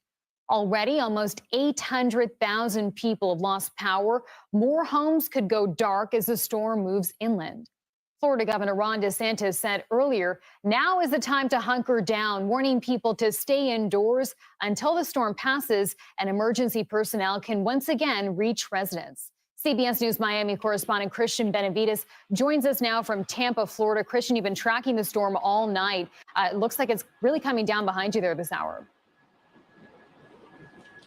Chanel, yeah, we've seen conditions truly deteriorate, particularly this hour as Milton has already made landfall just south of us. At this point, what we're seeing is those whipping winds. We're seeing heavy rain, and as I mentioned, continue the conditions certainly deteriorating much more than we saw earlier. In fact, even just walking over to our vehicles to open the door, having a hard time doing something like that.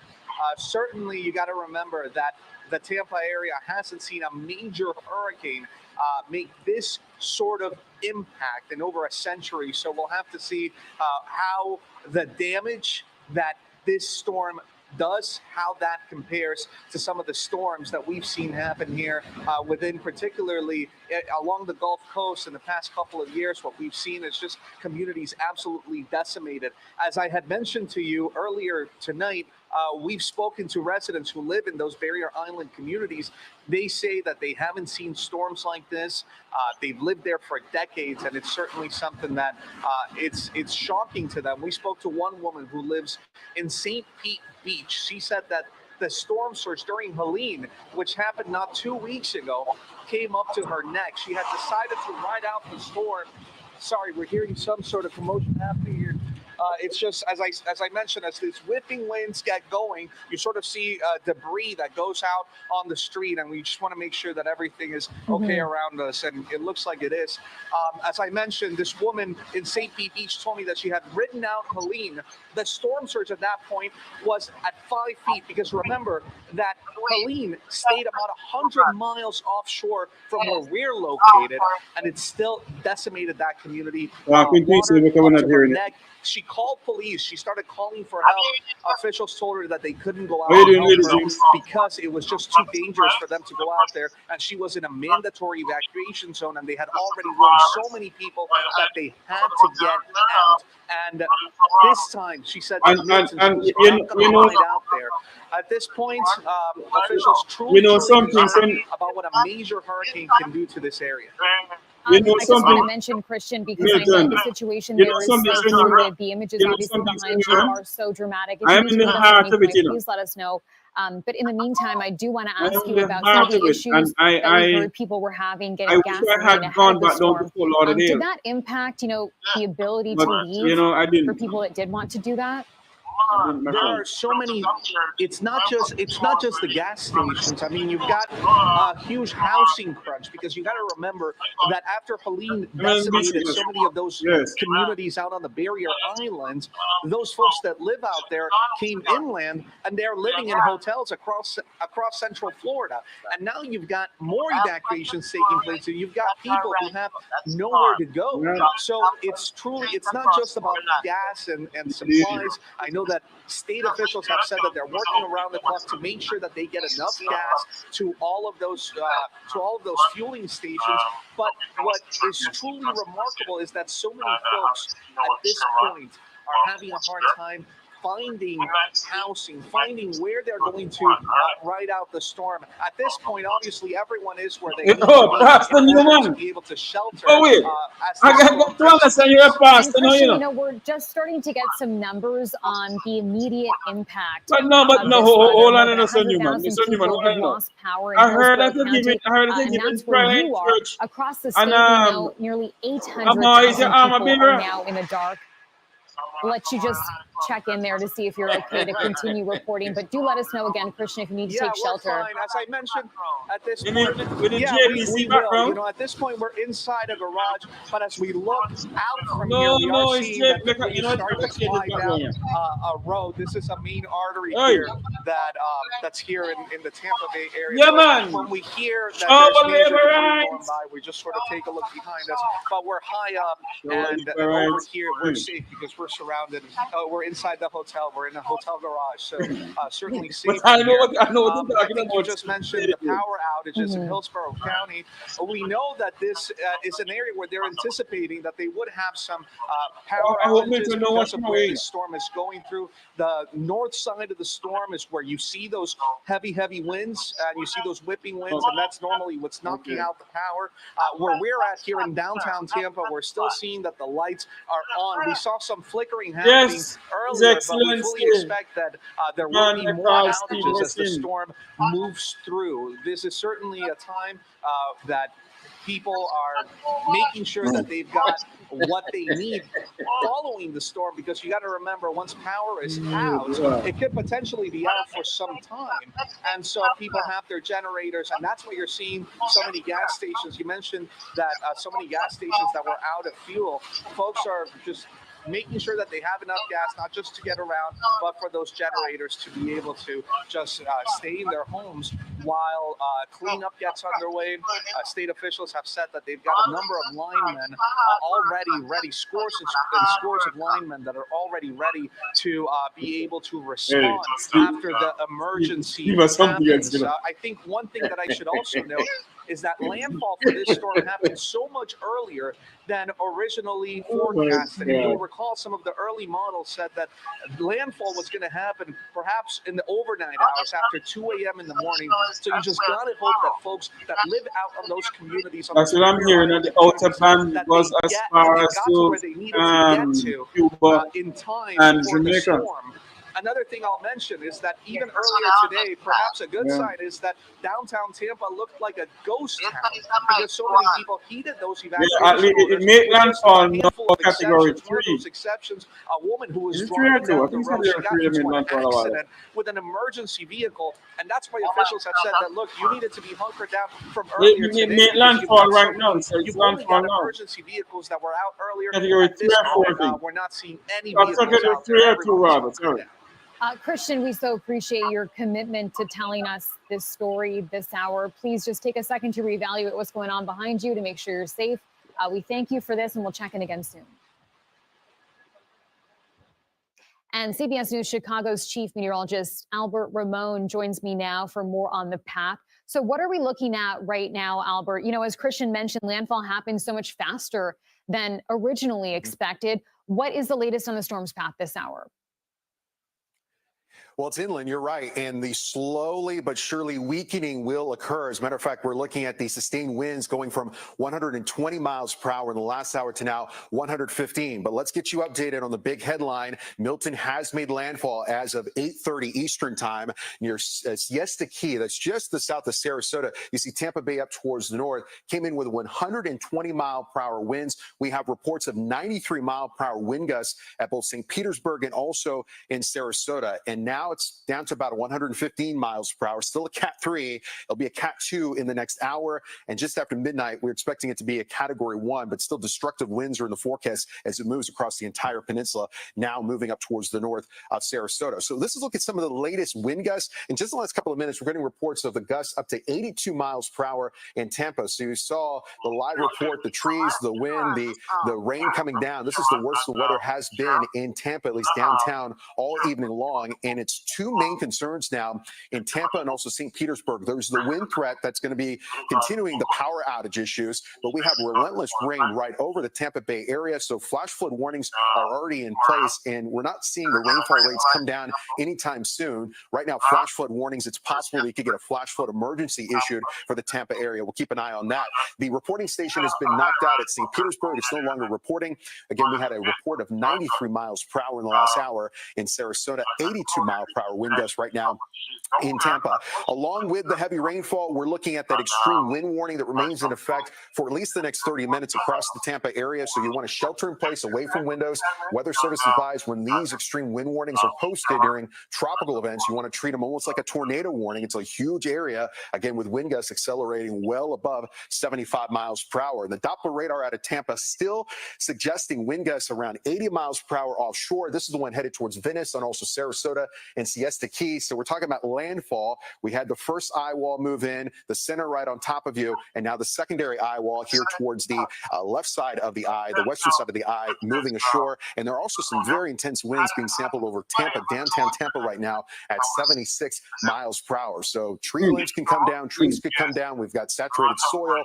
We could have continuing power outage issues, so stay away from windows. Let's track this for you. There's the Category 3 hurricane now. Again, I think it'll be a Category 2 within the next hour, hour and a half, as it's now interacting with land, expecting Category 1 strength right around 2 a.m. That's still 90 mile per hour winds. So the Orlando area, central areas of Florida, you're going to get hit by these destructive winds. And by the time we head into tomorrow morning, it's going to pass right over Cape Canaveral. The Kennedy Space Center still is a Category 1 hurricane. That's 10 a.m. tomorrow morning.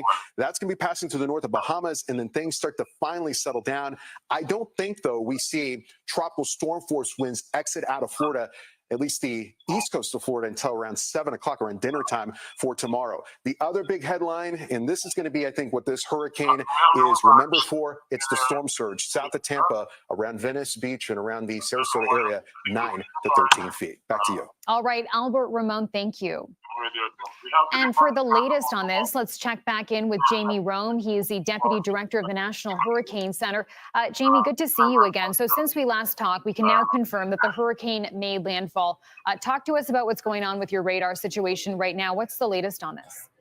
Well, we're seeing that very heavy rain rates that we have been advertising and talk about for several days now develop. Some of these rain rates occurring over the Tampa area, coming down just so hard, 3, 4, 5 inches per hour. And to put that in context, because it might not, you might not be used to hearing those types of numbers, it's 2 and 3 times the normal rain rate or speed that rain would fall from just a traditional thunderstorm.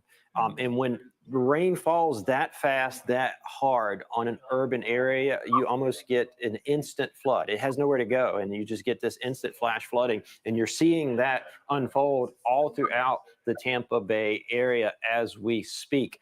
That shield of heavy rain is going to slide northeastward along the I-4 corridor overnight, affecting Lakeland and Orlando in the next few hours. So it is absolutely unsafe to be out of your house and driving in these conditions. And what do people need to be watching for as we head into the later evening hours tonight? We're really watching this rainfall. I mean, the surge is happening. We don't have instruments to measure it. The surges of that magnitude, that 9 to 13 feet, we don't have instruments that can measure that. So it will have to be surveyed after the fact. But I can tell you from experience, it's absolutely happening. You're getting, significant storm surge, not to 9 to 13 feet, but still consequential storm surge all the way down into the Naples area. That's going to continue through about midnight before things start to relax a little bit. And then we're just going to watch this heavy rain shield, because I really worry about this rain rate is going to come down so fast, so hard along densely populated areas. And I think we're going to end up with locally catastrophic flooding in some of these places as that rain rate slides along the I-4 corridor. And, Jamie, you mentioned the speed at which we saw the rainfall sort of accumulate aggressively. And I just wonder about the timing here. Milton made landfall, we understand, near Siesta Key, Florida, about an hour earlier than originally expected. Why did that happen? When storms sort of speed up, slow down, wobble around, that's perfectly normal to have that sort of fluctuation, variation. And if you look back earlier in the week, it made landfall substantially later than what some of the early predictions were. So people had ample time to take precaution if they wanted to do so. So I want to make sure that hopefully the people along the path are prepared for hurricane force winds, because this system is not going to just dissipate as it moves inland overnight. It's going to remain a hurricane during its entire trek across the Florida peninsula. And you on the East Coast, the Florida East Coast, if you think you're out of the woods, this is a Florida West Coast problem. No, you're going to have hurricane force winds all the way over on the Florida East Coast. And just quickly, with a couple of seconds, Jamie, just want to ask for folks that are watching, that are hunkered down right now, your message to them? Stay hunkered down, and especially if you're along the path of the system with these intense winds coming ashore, it's not going to be a safe night to be out. Okay, Jamie Rome, Deputy Director of the National Hurricane Center, thank you. Thank you. And you're watching our coverage of Hurricane Milton, which has officially made landfall in Florida. We'll have much more on this after the break. Stay with us. You're streaming CBS News 24/7.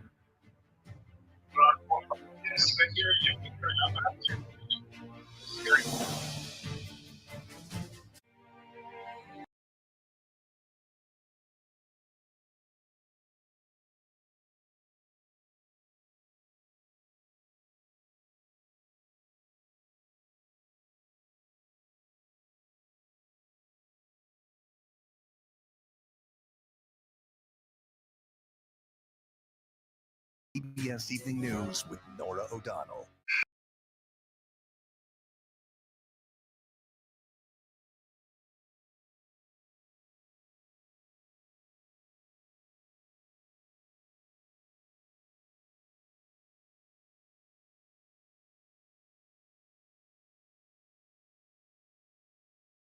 And the tornado threats throughout the central and eastern part of the state. Priscilla, what can you tell us tonight?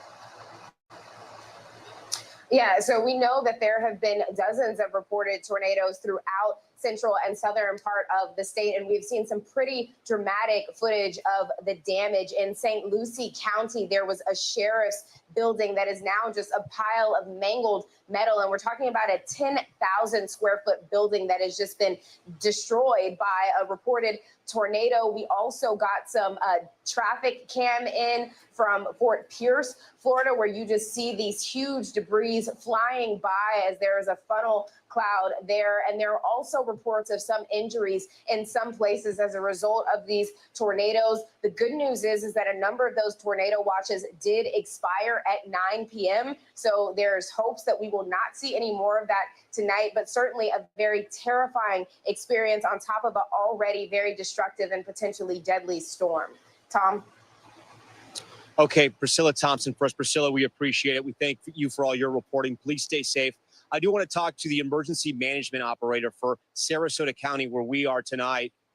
Oh, okay. I think we're gonna dial in and talk to her soon. Do we still have Priscilla? All right, Priscilla. We still have you, so I think we're going to stick with you for a little bit. But while we do this, I want to show that the people we're talking about, people in the looky-loos not taking things seriously.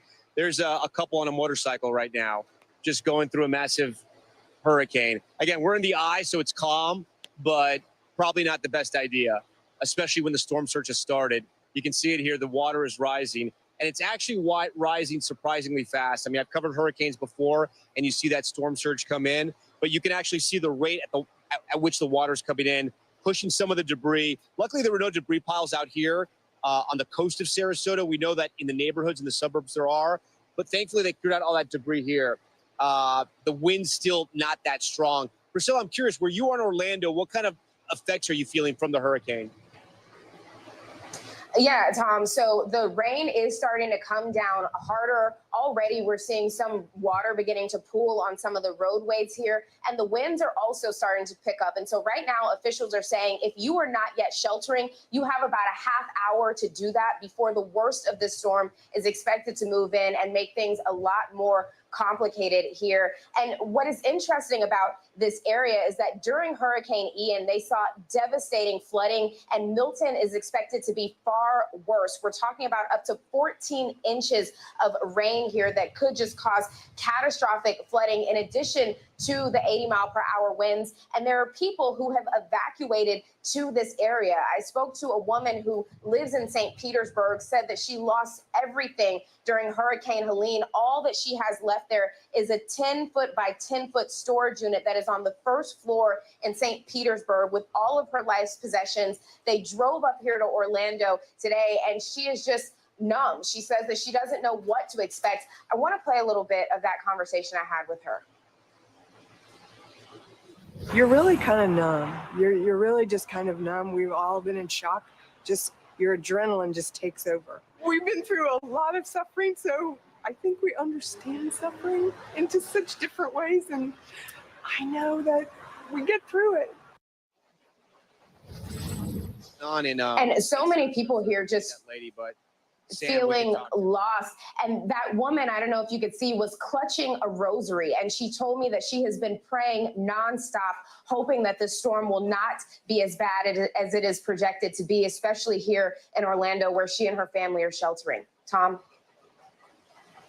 All right, Priscilla, we thank you for that. We have Sandra Tapfumane on the phone right now. She's in charge of the emergency management for Sarasota County. Sandra, thanks for joining us once again in our special coverage. The eye is passing over Sarasota. It's been very calm, at least where we have been for the last hour or so. The winds are now starting to pick up. Have you gotten any reports about any kind of emergency situation so far? And what are you monitoring?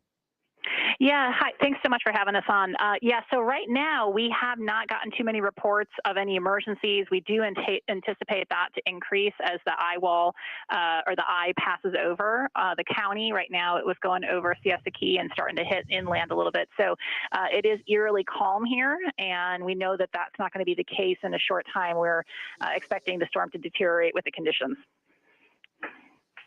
Yeah, I'm here live in Sarasota. We're right by the bay. The storm surge, you can actually see it coming up now. I'd say it's about ankle high where we are, and we're a little bit above sea level here, so it's coming in. Have you gotten reports about the storm surge yet? So we did see, we were watching some Department of Transportation cameras along the Philippi Creek, and it looked like it was starting to flood that area, and some reports about Venice Beach having a couple of feet of storm surge down south. So it's starting, it is starting, and I anticipate that, we're going to have multiple feet. We're really hoping that we're not going to get that high end of the 12-foot projection at this point. I mean, we just had Hurricane Helene that created a lot of devastation to the coastline, and that was only 5 to 6 feet. So, anywhere above that, really any storm surge on top of what we already had is going to be a very, very catastrophic situation for the county. What are you hearing about power outages? Here, the power is out where we are. We're seeing transformers explode in the distance. Have you got any reports about that? Yeah, we are starting to hear about different parts of the county that are without power. Really, there's a lot of areas that are. So we are trying to get an assessment from FPL to get a total count of how many are out. But that was an anticipation with the high winds. 120-mile-per-hour winds is definitely going to take out a lot of the power. So right now, we're looking at 160,000 out of power, and anticipate that to increase. All right, Sandra Tapfumane, we appreciate you, and I know we're going to stay in contact throughout the night. Thank you for all that you're doing for the people of Sarasota. Thank you so very much. When we come back, we're going to have much more from Hurricane Milton. The winds are starting to pick up here in Sarasota as the eye passes us. What else is happening around the state? Stay with us.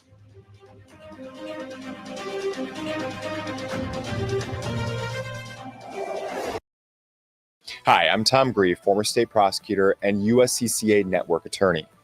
I want to tell you about a free self-defense class that's happening in your area. Learn exactly what to do and not do following a self-defense incident. This life-saving information covers the 6 things that will happen when the police arrive, how bond, bail, and detainment work even for justified self-defense, what to say to the police to help their investigation and keep you with your family, what your body will go through during a violent attack, why your judgment may be clouded after a self-defense incident, plus a live Q&A with a USCCA certified instructor. Class size is limited, and this class is available for a limited time.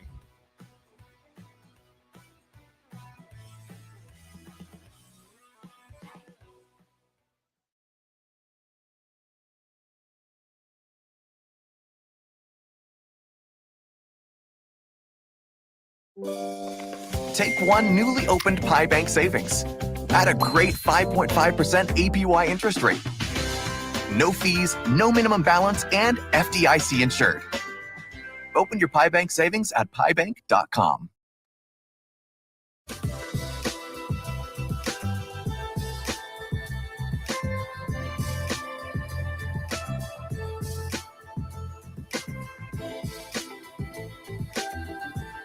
Hey there, I'm Hallie, and we are coming on the air tonight with new developments. Let's talk about the implications on women's health and then the political fallout. Start with what this law actually will and won't do. Cruise officials will do almost anything they can to get it back open ASAP. So how S is the P? In other words, how soon will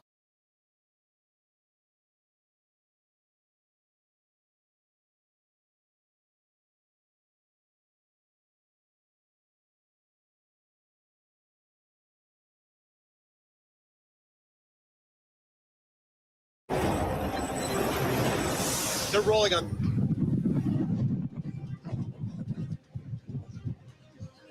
Welcome back to our live coverage of Hurricane Milton. The situation here in Sarasota is starting to turn dire. At first, we had, okay, we're going to go. We got to go. We got to go. Wow, that is a I'm going to live send it look back to right you guys. now. Gotti, we're okay. We just want to move inside.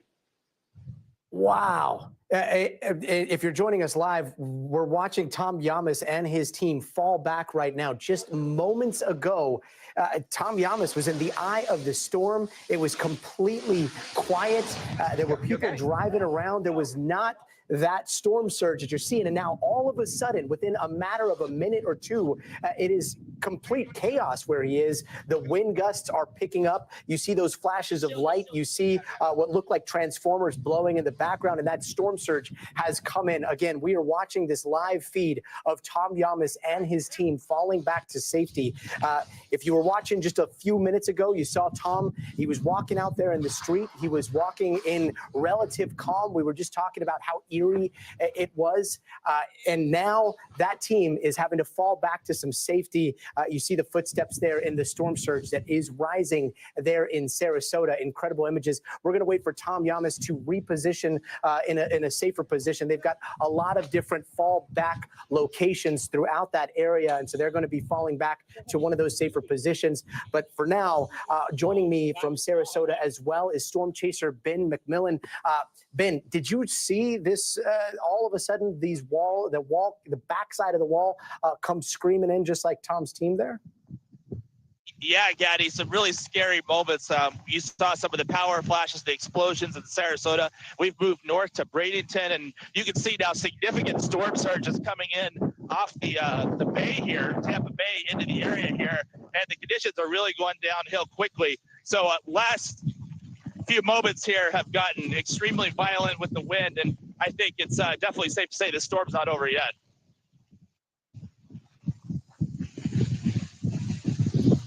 And Ben, you've been outside all day. How quickly have you seen things change from the storm, from the eye, and then back to what you're experiencing now?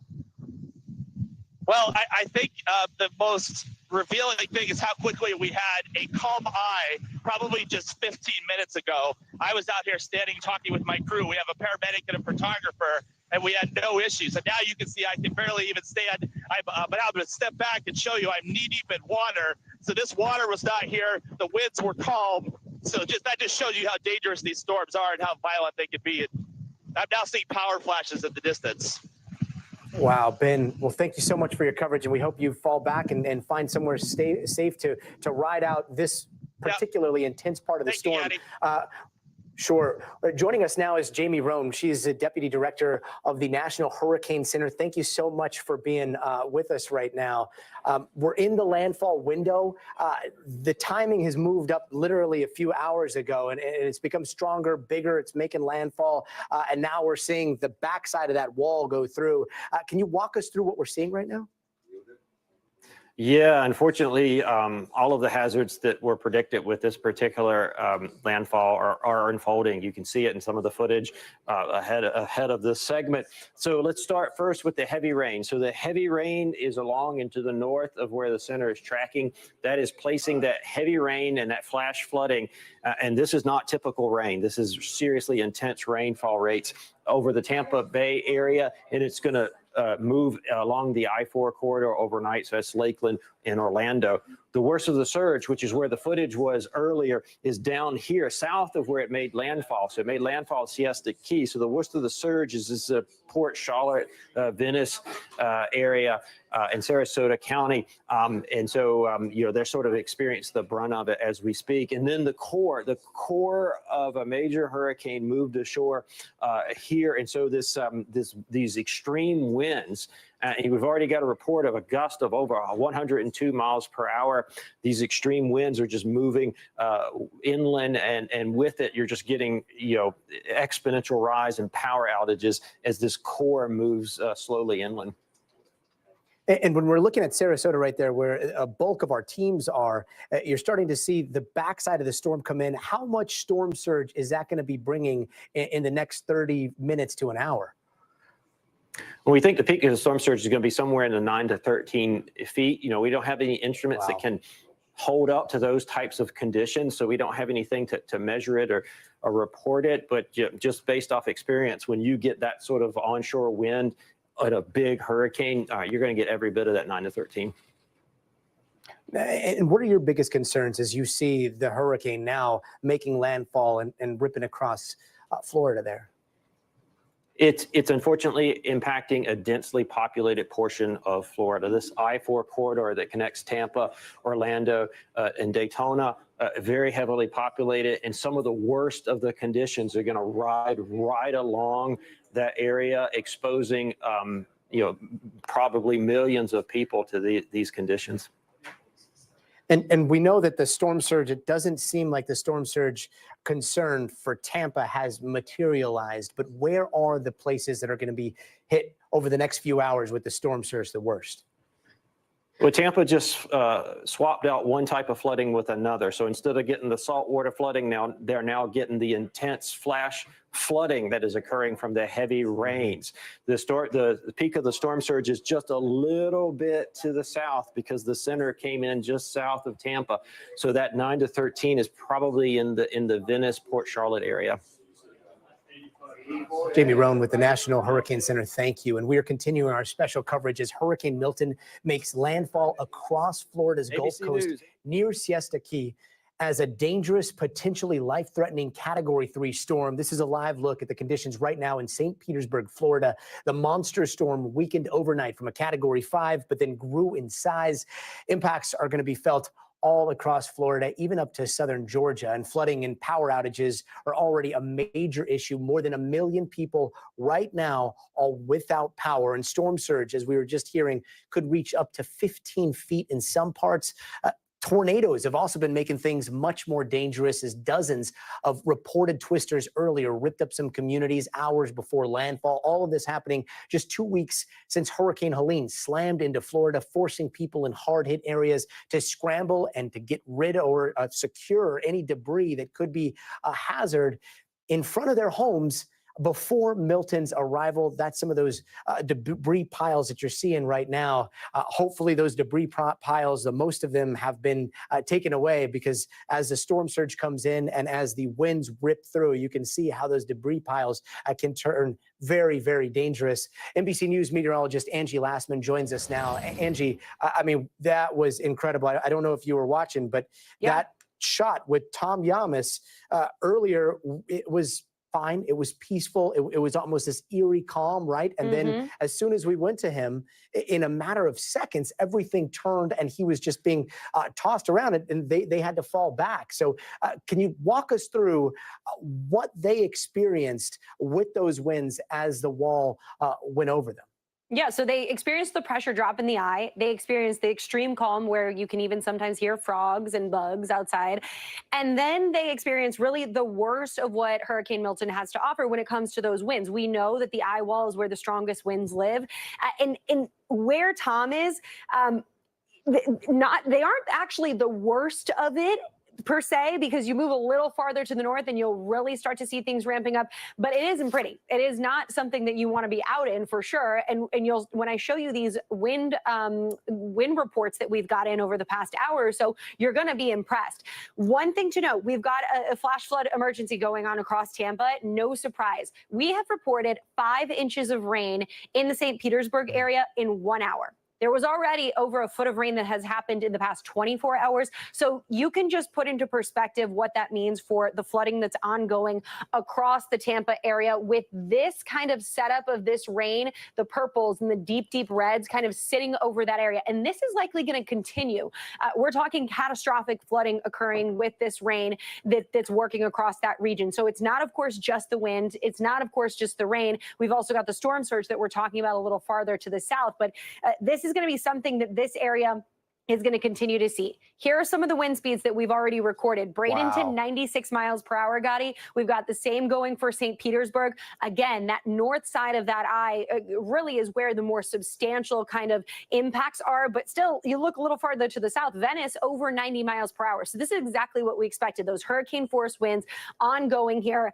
And this is what we're going to see here as it works across, unfortunately, the state of Florida. So even as it's over central Florida here, as we get into the overnight hours, it's still going to have really aggressive winds. So we could see some of that wind destruction working across this region instead of just kind of confined to the coast. And when we usually see these storms really significantly weaken over land, but Florida is just essentially not that wide.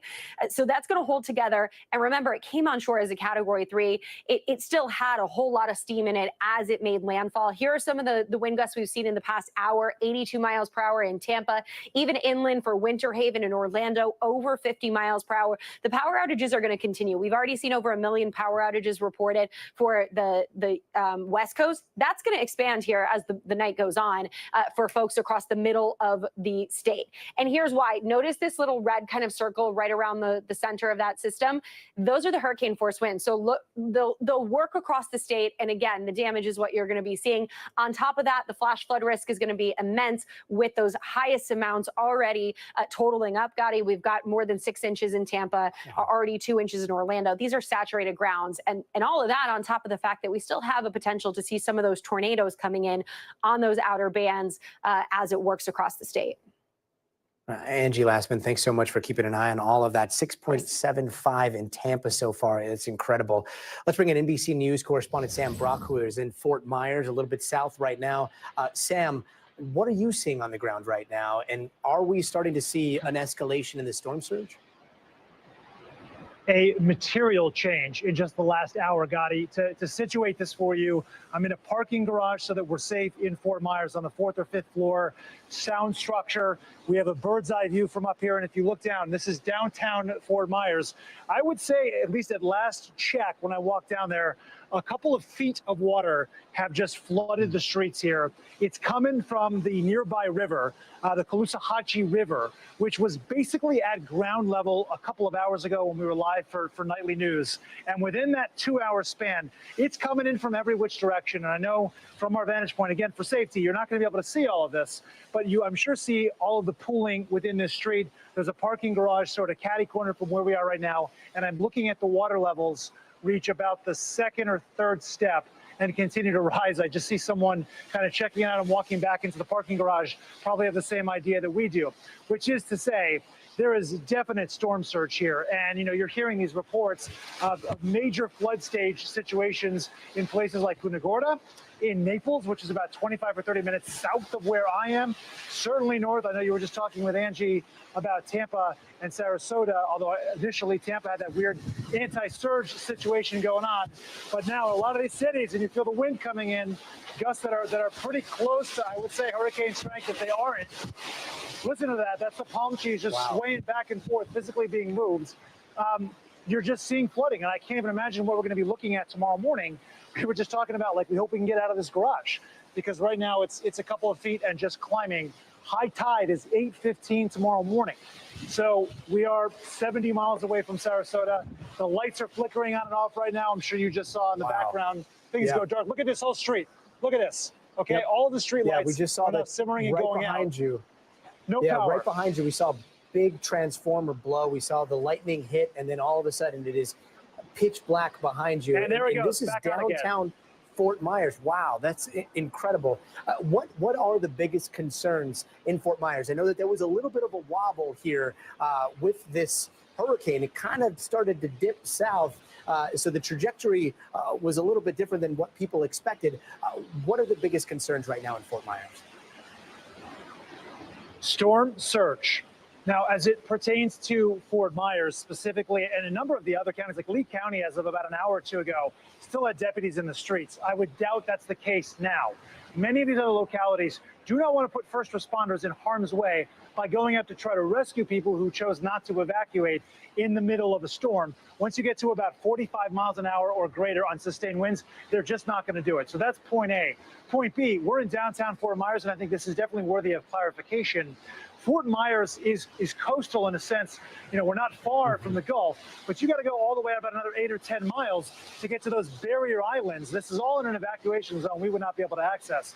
Barrier islands like Fort Myers Beach, where the catastrophe happened with Hurricane Ian a couple of years ago, Sanibel Island, Matlacha Island, Pine Island, and they have these thin little causeways and bridges that are not like the sturdiest things you've ever seen. And so during Ian, they ruptured. People couldn't get on and off of some of the islands. The death toll for Ian, and I'm using that as a reference point here, was 150 people, give or take, 70 in this county. So once you start talking about storm surge getting up there 6, 7, 8, 10, 12 feet, loss of life is obviously your biggest concern. I believe, and it certainly seems for all appearances, that enough people evacuated that you had a lot of people get out that could have potentially drowned. But we heard that the shelters, and you can again feel this wind really kicking up, the shelters had about 100,000 people across the state, according to DeSantis and the Department of Emergency Management when they briefed a little while ago. Earlier it was like 30,000. Now they're reporting 100,000. It's true in Lee County where I am as well. Started the day at 1,600, 7,000 people in shelters here. Very telling there.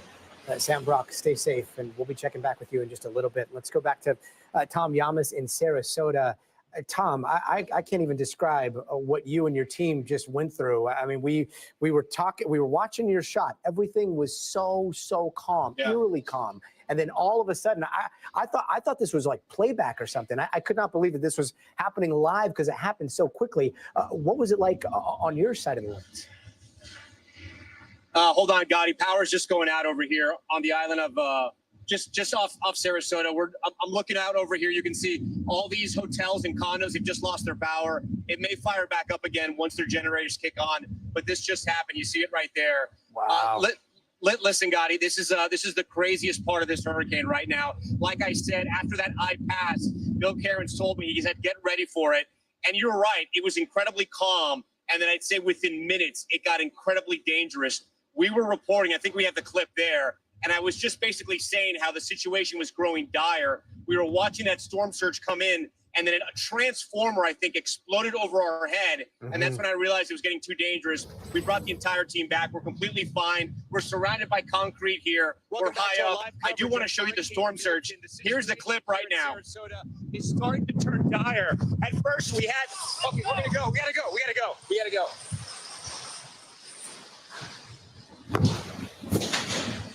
Wow, that is a live look we don't right want to now. take any chances there. Okay, we just want to move inside. Yeah, we didn't want to take any chances at that point, Gotti. It obviously turned very fast. And I got to tell you, there were a lot of cars, there were a lot of people that were out, trying to see what the hurricane felt like and looked like because we were in the eye. And again, it was within minutes, it completely changed. This storm surge is coming in so fast. I don't think I've ever seen anything quite like this. I've covered a lot of hurricanes. This has definitely been the strongest one I've covered this season so far. But look at that. I don't know if you can tell because it's so dark, but that's a garage, Gotti, and the first floor of the garage is almost completely inundated. What you're seeing there is the wall of the first floor, and that water is rising. This has come up, I'd say, in the last hour, and it's not stopping. The wind is ripping through here right now. I'm sure our weather unit knows how fast it's coming. I'm glad we're inside now, protected by this concrete high up. But you can see how it's ripping these oak trees and how it's ripping the palm trees. We're starting to see projectiles, nothing too serious, but branches, any kind of debris, garbage that was left over, it's all flying around. The power is out in Sarasota, and this is the brunt of Hurricane Milton. This is what Hurricane Milton was all about. That eye, it is so deceiving because it makes people think, oh, it's over. It's not that bad. There was too much hype. And then the backside of that hurricane hits you. And this is what it is right now. We experienced it up close. And I got to tell you again, Gotti, it was just within minutes that thing's nailed us. There's things that are starting to fly off. There are things that are starting to fly off the roof of some of these hotels and these condos. I think they're air conditioning. They're kind of like the air conditioning fans at the top of some units, and we're seeing those fly around as well. It speaks to the gravity of the situation here in Sarasota. I really hope those people that were out in their pickup trucks doing donuts during the eye are back in a safe spot because this is getting wild. The flooding has begun. The storm surge is here, and it's getting absolutely wild. I think we're going to go to Tampa right now. I'm not sure who we have there live. This is a fluid situation. We have Stephanie Gosk, who's live in Tampa. Stephanie, we just got whipped with the back end of the hurricane. I got to tell you, it's the real deal. What are you guys feeling there in Tampa? Yeah, I mean, honestly, we are getting the brunt of it here as well, Tom. Ferocious winds in the last hour. And just to give you an idea, I was standing up on a box for a moment and a gust came through and basically almost knocked me off of where I was standing. And I'm in an area that's protected. So the winds, 70, 80, 90, even 100-mile-an-hour gusts that we're getting right now in Tampa. And, you've been talking a lot this week about Hurricane Helene and the effect that it had on this area. That was a water event. What we are getting now with Hurricane Milton is both water and it is wind. And when we talk about the water, we're not going to get the surge here in Tampa Bay that they were so worried about, the catastrophic surge. But what you are getting is an unbelievable amount of rain, Tom. There's a period right now, and it's going to stretch for the next 2 or 3 hours, where we are getting upwards of 2 to 3 inches of rain an hour. And that on top of everything that we've been getting all day long, and it really has been raining steadily and at times very hard here. So that's upwards of a foot of rain. On top of this wind, it is really unclear what people are going to wake up to in Tampa in terms of damage, Tom. And I know you said it's a wind event right now in Tampa, and the storm surge may not be an issue.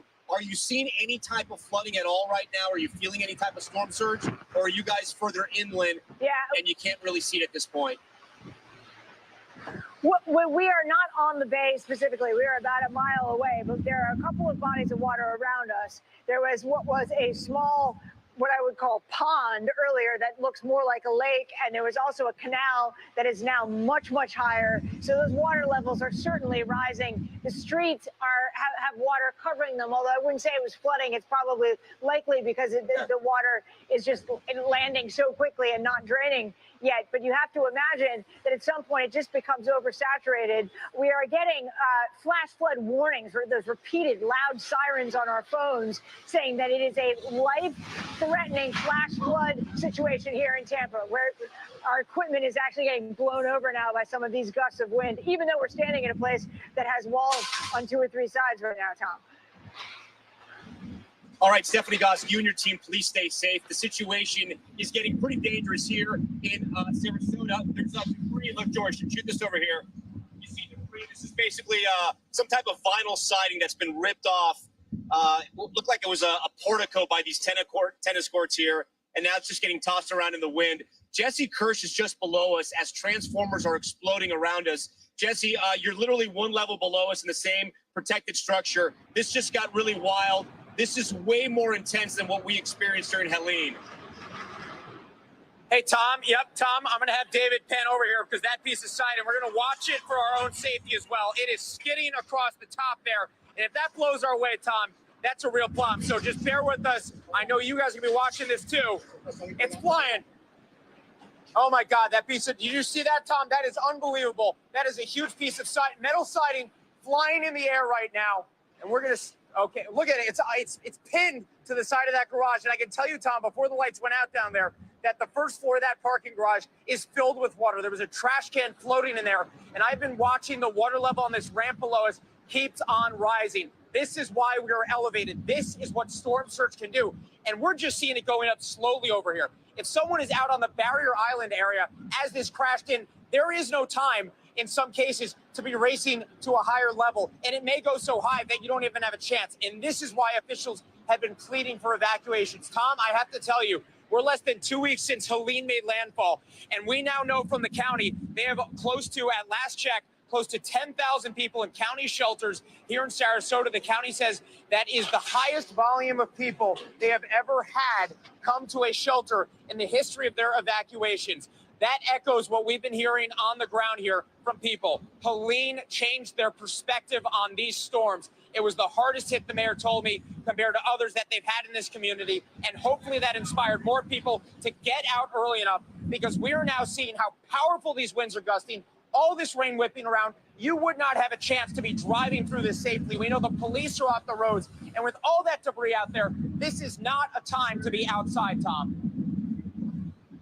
Yeah, no, Justin, I'm thinking about those cars we saw driving the wrong way towards the barrier islands during the eye of the storm. I hope those cars were able to turn Even back half around an hour and ago. get out. My photographer, George Pujols here is going to move in a little bit so we can keep an eye on some of the debris flying. But I also want to show our viewers the storm surge that you and I are experiencing right now. George, you can even come a little lower here. We're above sea level at the compound where we're staying here in this hotel and parking garage. And if you pan a little left, you can see that's where the driveway is. Most of the driveway right now is underwater as the water is rising. Jesse, what's that? Say that again. Well, no, my hat's gone, Tom. I mean, a moment of levity, but at this point, you know, the winds are so powerful, I didn't even have a chance to catch up with that thing to hold it down. So that is what we're dealing with right now. The winds are really thrusting, and obviously we're in the garage for our safety, right? We've got these walls that can keep us grounded and protected in a way that we wouldn't normally think about because of the concern about all that debris that's out there, Tom. And all of that potentially, I think, might be funneling the wind through here in a way to make it, flying past us more quickly. But we're looking in all directions. We've got our team's eyes in every direction up here because we do not know what is out there. And we heard, the sound of that debris skidding across that blacktop over there really was chilling, Tom. You know, Jesse, it's interesting. I'm looking at these palm trees that are just behind us, right? They would be to your left if you're looking at the camera. They're getting absolutely shredded right now. And these palm trees are so interesting. You know, They survive these storms because they're perfectly round and their roots get stronger as they bend. But the tops of them, those palm fronds, are completely getting shredded. And it takes a lot of hurricane wind. I'm going to ask George to back up a little bit because we're getting some debris that's kind of flying a little too close for comfort here. Most of it's leaves and stuff like that. But I'm just looking out for people, as you are, Jesse, too. The thing that I can't get over, though, is the storm surge. It is moving fast. It's almost taken over the first floor completely, the first story of that parking garage. And we're just getting started here, right? We have another 1, 2, 3 hours of this type of intensity. Yeah, and again, Tom, going back to the palm trees for a moment, those are not light, feathery leaves. Those are pretty sturdy and essentially like giant pieces of plywood. And in fact, in Hurricane Helene, when that was making landfall, a tiny piece of debris from one appeared to have hit me, and that actually sent our team back inside to safety. And I can tell you, it's not like getting hit with a leaf off of a typical tree. So the fact that those things are being snapped off and just shredded like you were describing just speaks to the ferocity of this wind. That is not an easy lift. Jesse, I'm showing the viewers now where we are so they understand that we can stay safe while we report on this massive hurricane that is hitting Sarasota right now. These are concrete walls. We are surrounded by concrete. We're high up. We have cars that are protecting us from the wind shear. I do want to show you another angle of the storm surge here. I'm going to ask our photographer, George, to come down. And George, just point that camera down if you can. You can see the stop sign down there. Hopefully that stop sign is already halfway covered in water. You can see it right there. And you can actually see the waves. That current is the storm surge that's coming in right now off the bay. And it's coming inland to Sarasota. The interesting thing that we were seeing when we were down there before we had to pull out because it was too dangerous was that the storm surge felt like it was coming from every angle. You were seeing water come in from different avenues, from different streets in different directions, which essentially gives you the sign. It tells you that you're being surrounded by water. It's another reason why we had to come up here. But I got to tell you, the water is rising, I'd say inches in seconds, which is why it's so dangerous. When they talk about that wall of water, it is the truth. We're seeing it in real time here in Sarasota, Jesse. Yeah, absolutely, Tom. And, we only have eyes on three sides of this because of the safety element you were just talking about, right? Over here, we know there's water. We know there's water off on this side street to the right. And then on the main road behind us, on the other side of our cameras for our viewers, we know there's water over there too. But I'm wondering about the main drag heading over by the marina, because I can tell you before landfall, in the last couple of days, we saw a boat that was partially submerged in the marina area from the aftermath of Helene. And again, this storm was expected to bring twice as much storm surge, and we are looking at really powerful winds. And so I'm really curious to know what that looks like. And obviously, when it is safe enough, when it is light enough, we will get an idea of the damage over there. But there are a lot of boats out in the water, Tom, not to mention the vehicles that we have been seeing on the roads and the people who we've heard shouting during that moment of calm during the eye. I lived through Hurricane Andrew. I was about 12, 13 years old when Andrew hit Miami back in 1992. And it changed the building codes all over Florida, right? People realized the power of a hurricane, especially a direct hit. What happens if windows break and wind gets in, it can lift off roofs. So our viewers seen all these giant skyscrapers, all these big buildings in Sarasota. They may be wondering how these things survive. They usually have storm impact windows, right? Those windows are very, very strong. They usually can withstand winds up to 165 miles per hour. What they can't withstand sometimes are projectiles. I mean, they are high impact, but you got to be really, really careful. Luckily, we don't see anything flying in the air that high right now. What I am noticing in those buildings, though, the power is out. There is no power. What's up is generator power, and it's just emergency lights at this point. We're up and we're running with lights, but we're on battery right now, and that's the way we're able to broadcast to you live. I understand we have a storm chaser in Daytona who's been following the storm for us as well.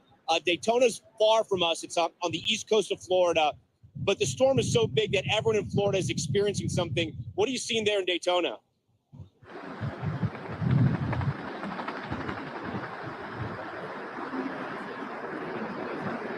All right, we lost our storm chaser. It's okay. It's going to happen in a live situation. I'm going to stick with Jesse right now because the story seems to be right here in Sarasota.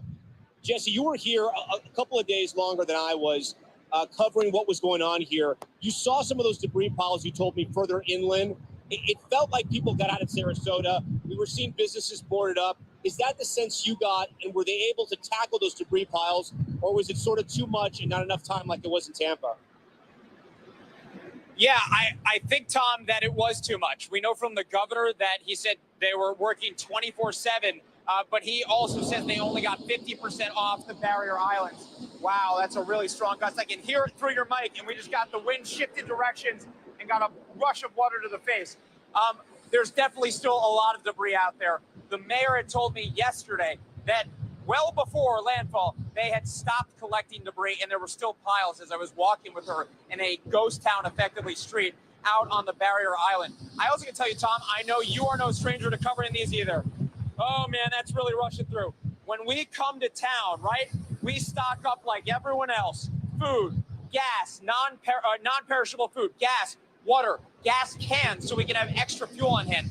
And I got to tell you, Tom, it felt like those things were harder to find earlier this time around. And that echoes what I heard from the mayor. What we get the sense from in these communities is that people are on edge in a way they aren't typically because of what Helene did in this community already. Again, I saw a waist-high watermark in a home not too far from where I am right now on a barrier island just up the road.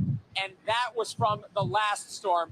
this one is supposed to be more ferocious, and you got to hope that more people are taking it seriously. And from what we're hearing from officials, that seems to be the case, Tom. All right, Jesse Kirsch. Jesse, you and your team stay safe. I know you're close by. I want to go to Chase Kane right now. He's our national climate reporter. A tornado, I'm being told, has just touched down in Daytona. That's where Chase is right now. Chase, what do you know? Gotti, cannot confirm that this is a tornado, but I've been taking a look at the live radar, and there is definitely rotation in this storm. That's why we are well inside the loading dock of our hotel here. We have a safe place so we can take cover, but you can probably see here behind me just how strong these winds are. So we have that combination of both the sustained tropical storm force winds with the rotation in these storms that we've been talking about all afternoon. The National Weather Service office in Miami set a record for the most tornado warnings issued in one day today. As of last check earlier, we had well over a dozen confirmed tornadoes. I mean, you can see what the trees are doing here. Even the gate next to this loading dock here. The vehicle that just drove by is a Volusia County Sheriff. The only vehicles that we've seen lately are official vehicles because there is a mandatory curfew. There's a mandatory evacuation order in place for this area where we are in Daytona Beach. I mean, it would be tough to guess how strong these winds are, but it's been pretty ferocious here over the last, certainly over the last half hour or so, Gotti. All right, Chase, it's Tom Yamas you're talking to here, but I know you're new with us, so that's all good. Please stay safe where you are in Daytona. We're going to check back with you a little later. George, I'm going to bring our photographer, photojournalist George Pujols back over here because I want to show how much the storm surge is growing here. I'd say it's climbing inches. Every minute or so, it gets more. And this is what they were afraid of here, right? It was a historic storm surge, a storm surge like they had never seen before. It's just getting started. We still have, I'd say, 1 or 2 hours of this intense weather. Our meteorologists will be able to give us a better sense of that. It's also such a big storm that there are different parts of the state being affected, including Orlando. I know we have Charles Salazar, who's live for us to help us out in our live coverage there. Charles, talk to us about what you're seeing in Orlando and what your big concerns are tonight. All righty. First of all, thank you for having me here tonight, and thank you for the work that you guys do out there reporting the news, because that's really important to everybody. So in Orlando, we've witnessed quite a bit of rain, some rain bands that came through here. We're really concerned about flooding, and so now the winds are starting to pick up. I think right now they're sustained at 30. You know, our rescue crews are going to be out there. They're going to be ready, but when the winds get to sustain 40 to 45, which we're expecting, then we have to pause operations and wait for that to stop before we can continue those operations. But, you know, we're concerned with falling trees. What we learned through Hurricane Ian, we learned that this could be a potential heavily flooded city. And so what we did this time is we pre-positioned our rescue boat assets throughout the city in those areas that flooded previously. So we're going to be ready for that. We are aware that there has been many tornadoes, and we're prepared for that. We've had tornado warnings here, nothing confirmed. But the men and women of the Orlando Fire Department, they're ready. They've been preparing for several days. They performed really well during Hurricane Ian, and we're ready to perform for this storm as well. Charles Salazar from Orlando. Charles, we appreciate all that you're doing over there. Please stay safe tonight. Our continuing coverage live from Sarasota will continue right now. We are live in Sarasota as Hurricane Milton is striking this area. Stay with us.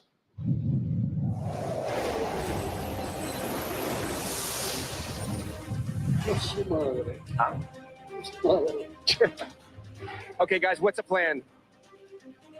Okay. Right.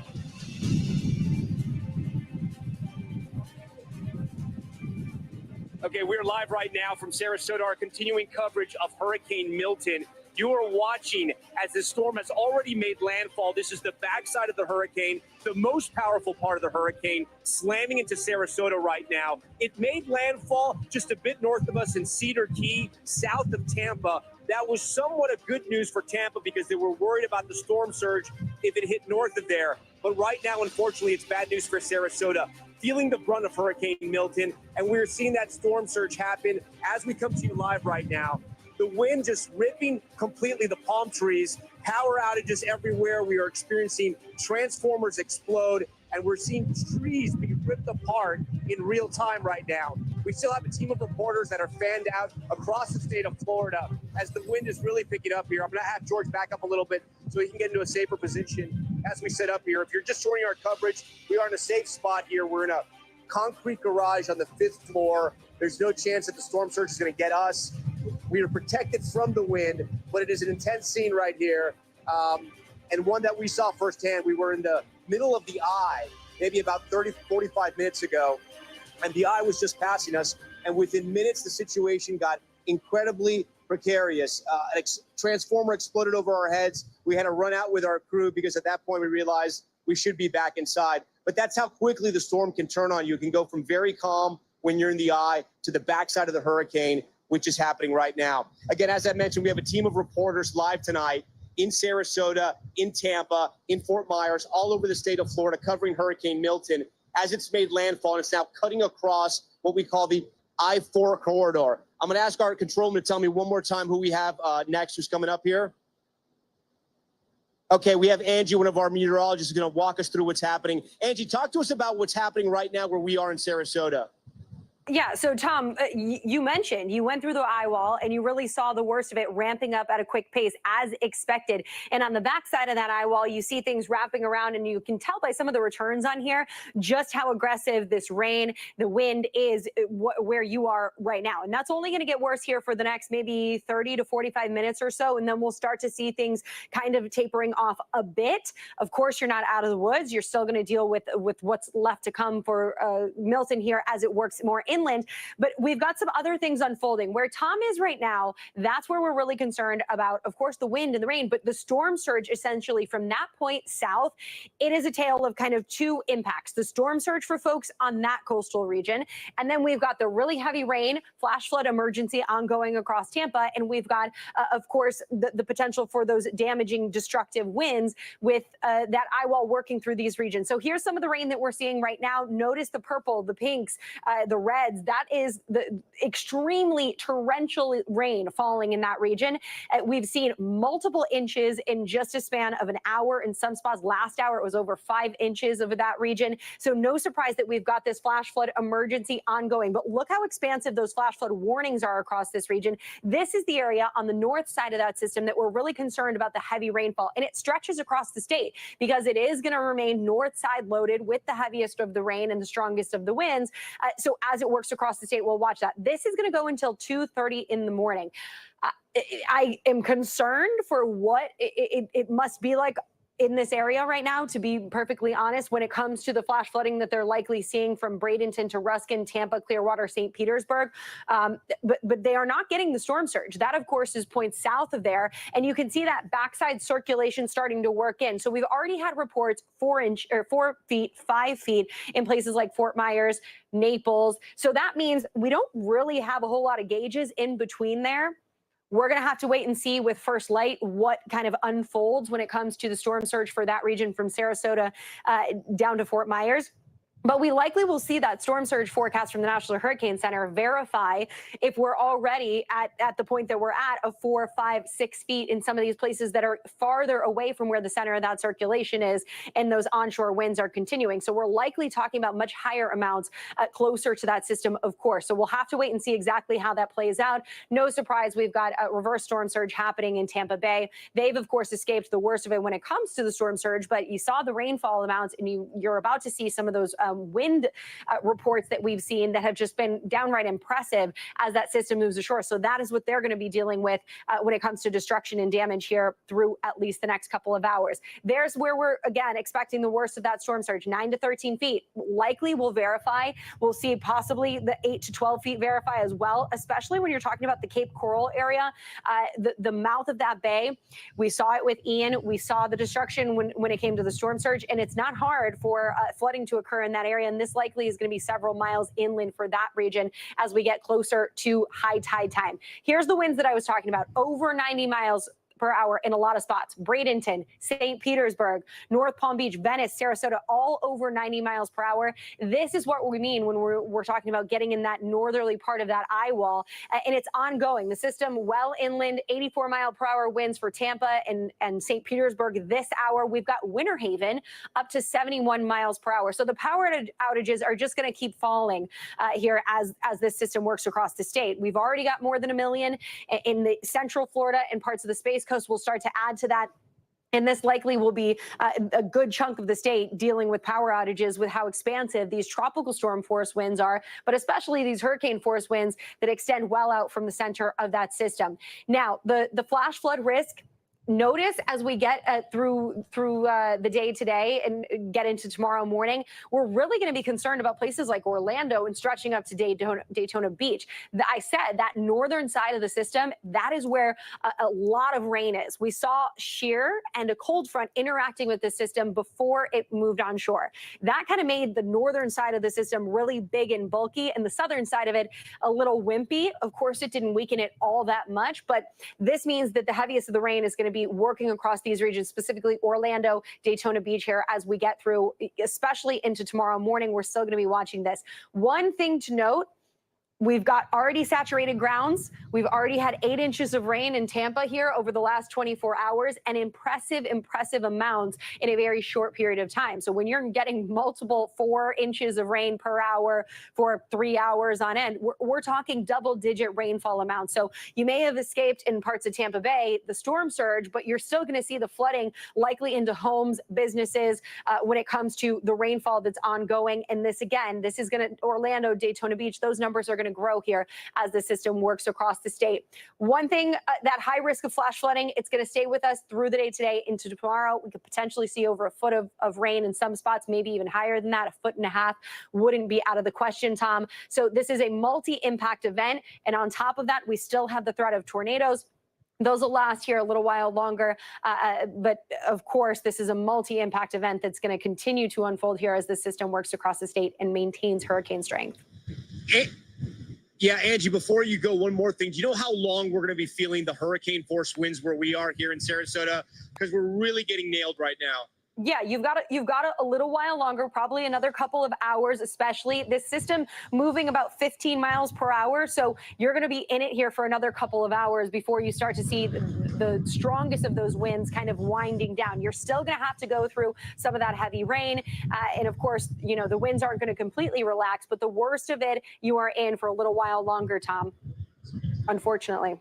All right, Angie, we thank you for that. We unfortunately got a bit of breaking news, and it's the worst type of news you want to report here. I'm being told by our control room that there was a tornado touchdown in Fort Pierce, Florida, and there are fatalities. As we get more information on this, we were going to bring it to you, but I'm being told now that there has been a tornado touchdown in Fort Pierce, and because of that, there have been fatalities. It speaks to the danger of this storm and what is happening. Not only the hurricane, but the tornadoes that it is spawning tonight. Joining us now live is the mayor of Zephyr Hills, which is just north of Tampa. Mayor, I know tonight is a dangerous night. I know the storm is striking south of where you are. Are you feeling the effects of Hurricane Milton right now? And what is your message to your viewers and to your residents, if maybe they're watching tonight here on NBC News Now? Yeah, we are feeling the power of it right now. The winds keep gusting up. You know, we're pretty blessed that we're not getting a direct hit, but we know that others are, and it's very sad. We've had rain for about 5 hours straight. At 8:30, we already had 6.5 inches of rain. We've got flooding throughout our entire city. I guess at this point, majority of our residents are without power, and the ones that are lucky enough to have some probably won't in the next little bit. Mayor, were you in touch with, I don't know if it's Duke Energy or FPL or which power company powers your community, but were you in touch with them, and did they tell you at what point they'll be able to get crews back out on the road? I know it's obviously not anytime soon, but will it be in the days or weeks ahead? Yeah, so our city is actually has almost all of the different organizations that power our city. And they usually hit the ground running after it's the storm safely gone through. With our last hurricane, it was within a day or two that they started hitting. You know, we can be without power probably 4 or 5 days. That happens here. But we're going to hope for the best, but we know that it's throughout the whole state. So I know that they're going to be doing the best they can to get all of us back online as soon as they can. All right, Mayor, we appreciate your time. Please stay safe tonight, and I hope the residents of Zephyr Hills are able to ride this out. Jesse Kirsch is joining our live coverage once again. Jesse, I'm out here on the balcony just above where you are, and I'm looking out at the incredible scene we're watching unfold in front of our eyes right now. Vinyl siding being ripped off from different structures out here in Sarasota. A storm surge that doesn't seem to stop. We're seeing palm trees getting completely shredded. I no longer can see the bay because of the sheets of rain that are out here, Jesse. And I just heard from Angie Lassman, one of our meteorologists, it's going to be like this for the next couple of hours. The idea of that, Tom, is kind of remarkable. We just saw another flash. I don't know if that was a transformer or lightning. But, you know, the idea that these conditions are going to persist and with all this debris flying, Tom, and I think for me, the biggest thing that keeps catching my attention is the sound of that scraping of that metal off in the distance, Tom. And I know we've both been paying attention to it for our team's safety. It just speaks to the force of these winds. And yet you can see the pieces of the top of that little shed on top of this deck. Oh, man, look at that one. It just got picked up. Tom, I just lost sight of one of those pieces of debris. I don't know if you saw that too, but it just kicked up off the deck and went off into the distance towards the bay, Tom. You know, one of the things that's interesting is that our viewers are watching this. They're seeing these trees get shredded. What they may not be able to see, because this is a nighttime hurricane, is that the storm surge level is rising and the trunks of these trees are almost completely underwater. At least the bottom halves of these trees are almost underwater. I've been monitoring the water, and you can see this over the balcony too, Jesse, where you are, of how high it's rising. Yep. Because, you know, we're very elevated here, and we're maybe 50 to 100 feet where the driveway starts, and then you and I are 4 and 5 stories up. But I can see that water rise, and you look at the garage just across from us, and that garage, the first floor is almost completely underwater, and it hasn't stopped rising. I want to tell you something else I just learned, Jesse. Our weather unit is telling me now that they can't tell us how fast the wind is blowing at this point because the sensors likely here are broken. The last one they clocked were somewhere around 102 miles per hour. And you and I know over the last few minutes, it's been getting stronger and stronger since then. It's one of the reasons why we're reporting from inside this concrete structure, this garage, because it's safer. I also want to tell our viewers that if they see a flash of green or orange, it's not lightning. It's likely a transformer exploding somewhere in the distance. And Jesse, I've been seeing those quite frequently over the last 10, 15 minutes. Yeah, and we started seeing them quite a while ago too, Tom. I mean, that's been one of the stories unfolding the last couple hours, and I think you hit it on the head. The debris is the big unknown here. I've been asking officials about the impact of it on everything from potentially making a death toll worse to exacerbating the storm surge. And the other thing that they didn't seem to think was a big point of concern, but I'm going to be curious about tomorrow, Tom, is we know how quickly the flooding can recede when you get the debris cleared out from the storm drains, right? The lingering flooding hours after landfall. I want to know how much worse that flooding will be or how much quicker it has unfolded because of that debris. And it might be hard to gauge just because there's no one that's going to be tracking that in real time. Tom, I want to, if you bear with me for a moment, we're going to show our viewers, we've been able to get mobile enough to give people an idea of how much water is around us. So, Tom, this is the side we've been showing people, and you have too, again and again. And it's an incline, so it's hard to know how quickly the water is rising because it keeps getting steeper, right? So it might be more water coming in than we can tell just because of that incline. This is one side, and now come with me. And Tom, you were talking about the fortification. We've got these sturdy walls. This garage is almost entirely insulated, but we do have those pocket windows we can go to step outside and give people an idea of what we're seeing. And on this end, we have a view of the other side street. I know you were down here earlier before it got too risky to be down there. And then we also can see the main street, Tom, and have our photographer, David, come in here and show you the view from over here. We are surrounded by water by at least 3 sides here. This is the other side street, perpendicular to where we were, and then off in the distance out there, is the main road in downtown Sarasota, and I can see the water rippling in the reflections from the lights that are still working out there. So clearly we have water on at least 3 sides here, Tom, and it's going up the side of that stop sign and that street sign. It's almost entirely submerged what looks to be a railing by a sidewalk over there. It's hard to know how much, but it has to easily be feet of water, Tom. Oh, that's a big gust. Yeah, so That's you guys a big gust. Yeah, no, yeah. It's getting worse and worse, and we have another couple of hours. The other thing we have to tell our viewers, because of this storm surge, we're actually camping out here. We're going to overnight inside this garage because it's just too dangerous even to walk over to the hotel in conditions like this. The storm is now a Category 2 hurricane.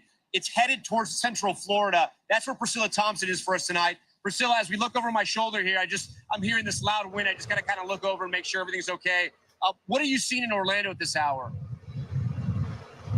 Yeah, Tom. So about 20 minutes ago, we lost power here. So now the location where we are, the hotel, is running on generator power. So they're able to power some things. But already we're without power here. And the worst of this storm has not yet even arrived. Over the past several hours, the rain has been coming down. The wind has been picking up. It appears to be slowing for a moment here. But we did hear that loud crack of thunder, and then immediately all of the lights in the room that we were in went out. All of our lights out here went out. And so we are running fully on batteries. And now there are more than 1 million people across the state without power as this storm is continuing to churn on. But the real threat here is going to be the flooding. Earlier today, when we were out on the roads, when this first started, we were already seeing some roads starting to flood, the water beginning to pool, and they are expecting up to 14 inches by the time this is all over. And so they are bracing for that flooding. The county here has passed out more than 200,000 sandbags. They've also been working to lower the water levels in the bodies of water here, and they've got pumps set up all throughout this area so that as they can get this water out quickly when that flooding really starts to pick up. But catastrophic flash flooding, definitely a concern here. And again, the power already out in some areas here, and the worst of the storm is still projected to be at least an hour or two off from where we are. Tom? And Priscilla, talk to us about the tourists there, right? Because Orlando obviously runs on tourism. You have Disney, you have Universal, the amazing theme parks of Orlando. Were tourists staying put, or were they evacuating? Well, those theme parks, those major theme parks closed, which is something that we do not often see, but Universal and Disney all closed. We have seen boarding up taking place in those areas. And so tourists were not going to be able to visit those sites. I will tell you, the hotel that we're at has a lot of people here, some residents, perhaps some tourists, but there are something like 1,500 people who are in shelters and in hotels right now, bracing for what is to come. And businesses have been closed throughout this area. We did go to one gas station earlier that said that they plan to remain open, but even the woman, the cashier inside, said that she was worried about staying there, but that she had to stay there to work. And so a lot of folks heeding the warnings, making sure that they're closing, but you do have some folks who are remaining open, and that could be a real problem because, as we have heard from first responders and emergency officials, once this gets bad here, they are not going to be able to get out to help people, especially as we're talking about flooding, which we know how deadly and concerning that can be, in addition to the tornadoes that we saw ripping across central and southern Florida earlier today. And so now this new wave of a threat is preparing to come in here. Tom? All right, Priscilla Thompson, you stay safe tonight. We appreciate your reporting. We're looking live right now at what is, I guess, a tennis pavilion. It's right next to these tennis courts that are on top of this parking garage. And the vinyl siding of that structure is getting ripped off. And you can see it's kind of flapping back and forth. But we're watching that because we just don't want to see that go airborne, because that can be pretty dangerous. While we kind of monitor what's happening here in Sarasota as the hurricane force winds are just crushing this city right now, I want to get over to Sam Brock, who's live for us in Fort Myers. Sam, talk to us about what you're seeing where you are.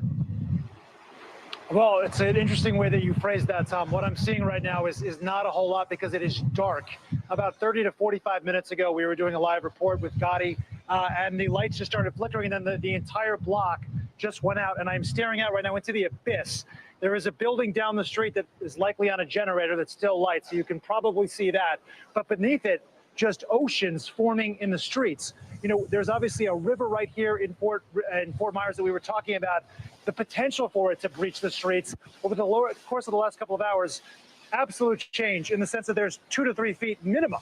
I would say more, just rushing through downtown Fort Myers right now. And I'm not talking about Fort Myers Beach, which of course had that horrific experience with Hurricane Ian a couple of years ago. That's a barrier island at 20 minutes, 30 minutes from where we are, and then crossed by bridge. This is downtown Fort Myers, and I'm looking around and I'm seeing tree branches floating in the street. Haven't seen dumpsters yet, so it's not quite strong enough to perform that.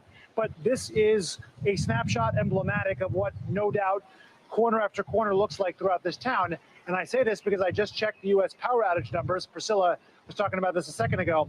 In the state of Florida, 1.5 million customers, no power right now. 1.5 million customers means you figure 2 or 3 or 4 people at home. You're talking about 4 or 5 million people in Florida without any power right now. That includes right here.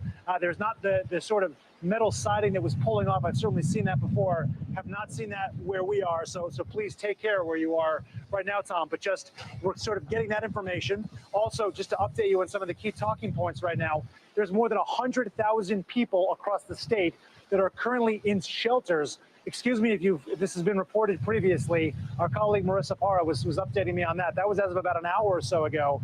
The previous update had been 30,000, right?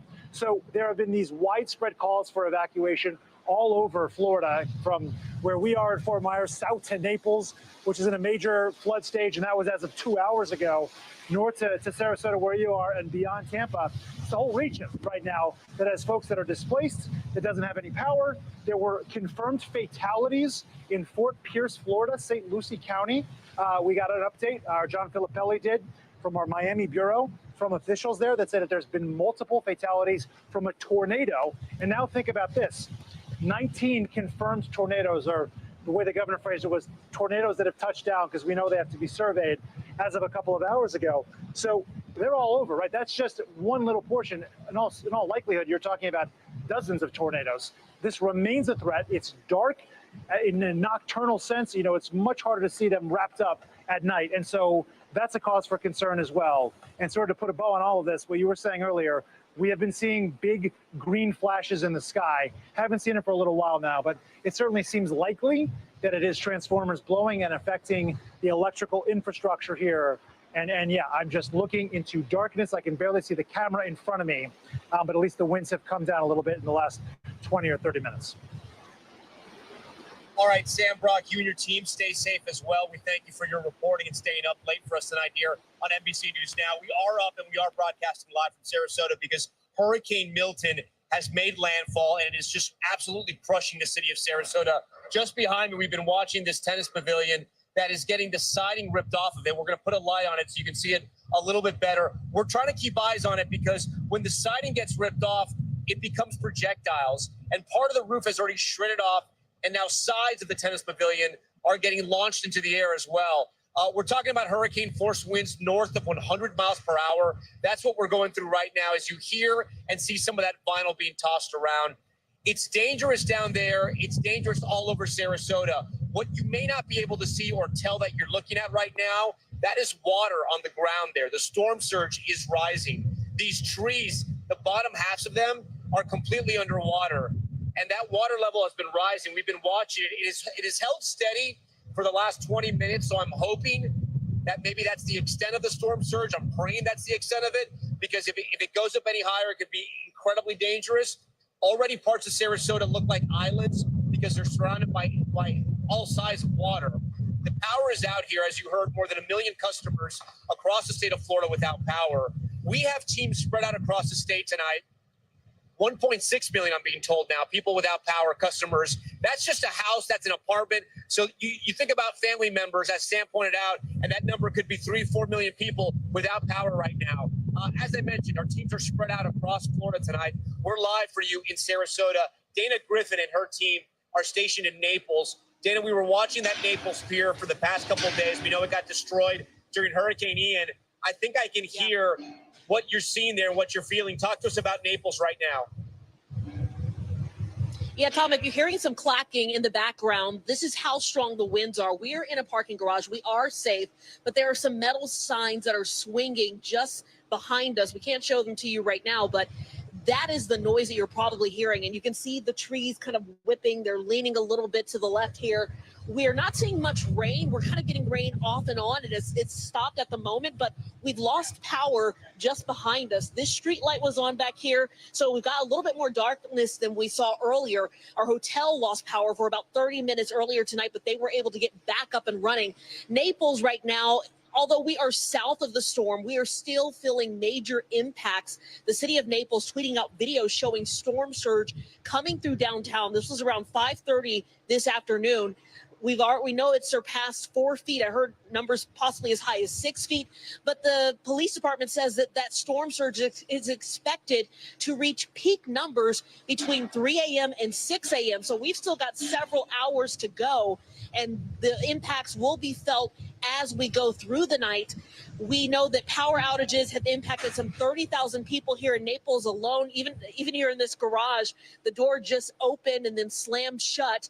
So that's just how powerful the winds are at this moment. That is the biggest thing that we are seeing right now. Officials have told people to stay off the roads, no driving. So luckily, we have not seen any cars. We know 911 services and emergency crews are still responding to emergency calls, unlike other counties where they have suspended them as the storm passes through. Here, they are still answering calls. Luckily, no injuries in Collier County. But likely we may learn more as day breaks, because again, the dangerous part about this storm, besides it, coming ashore and hitting and slamming against Florida, is that this is happening under the cover of darkness. So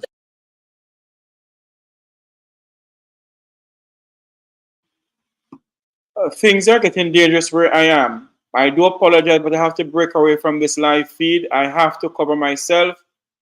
Things are getting rather dangerous where I am. Things are getting, the weather is deteriorating fast. So I have to take precautions. I want to cut this live feed. Thank you all for watching. God bless you. I want to cut this live feed. Thank you.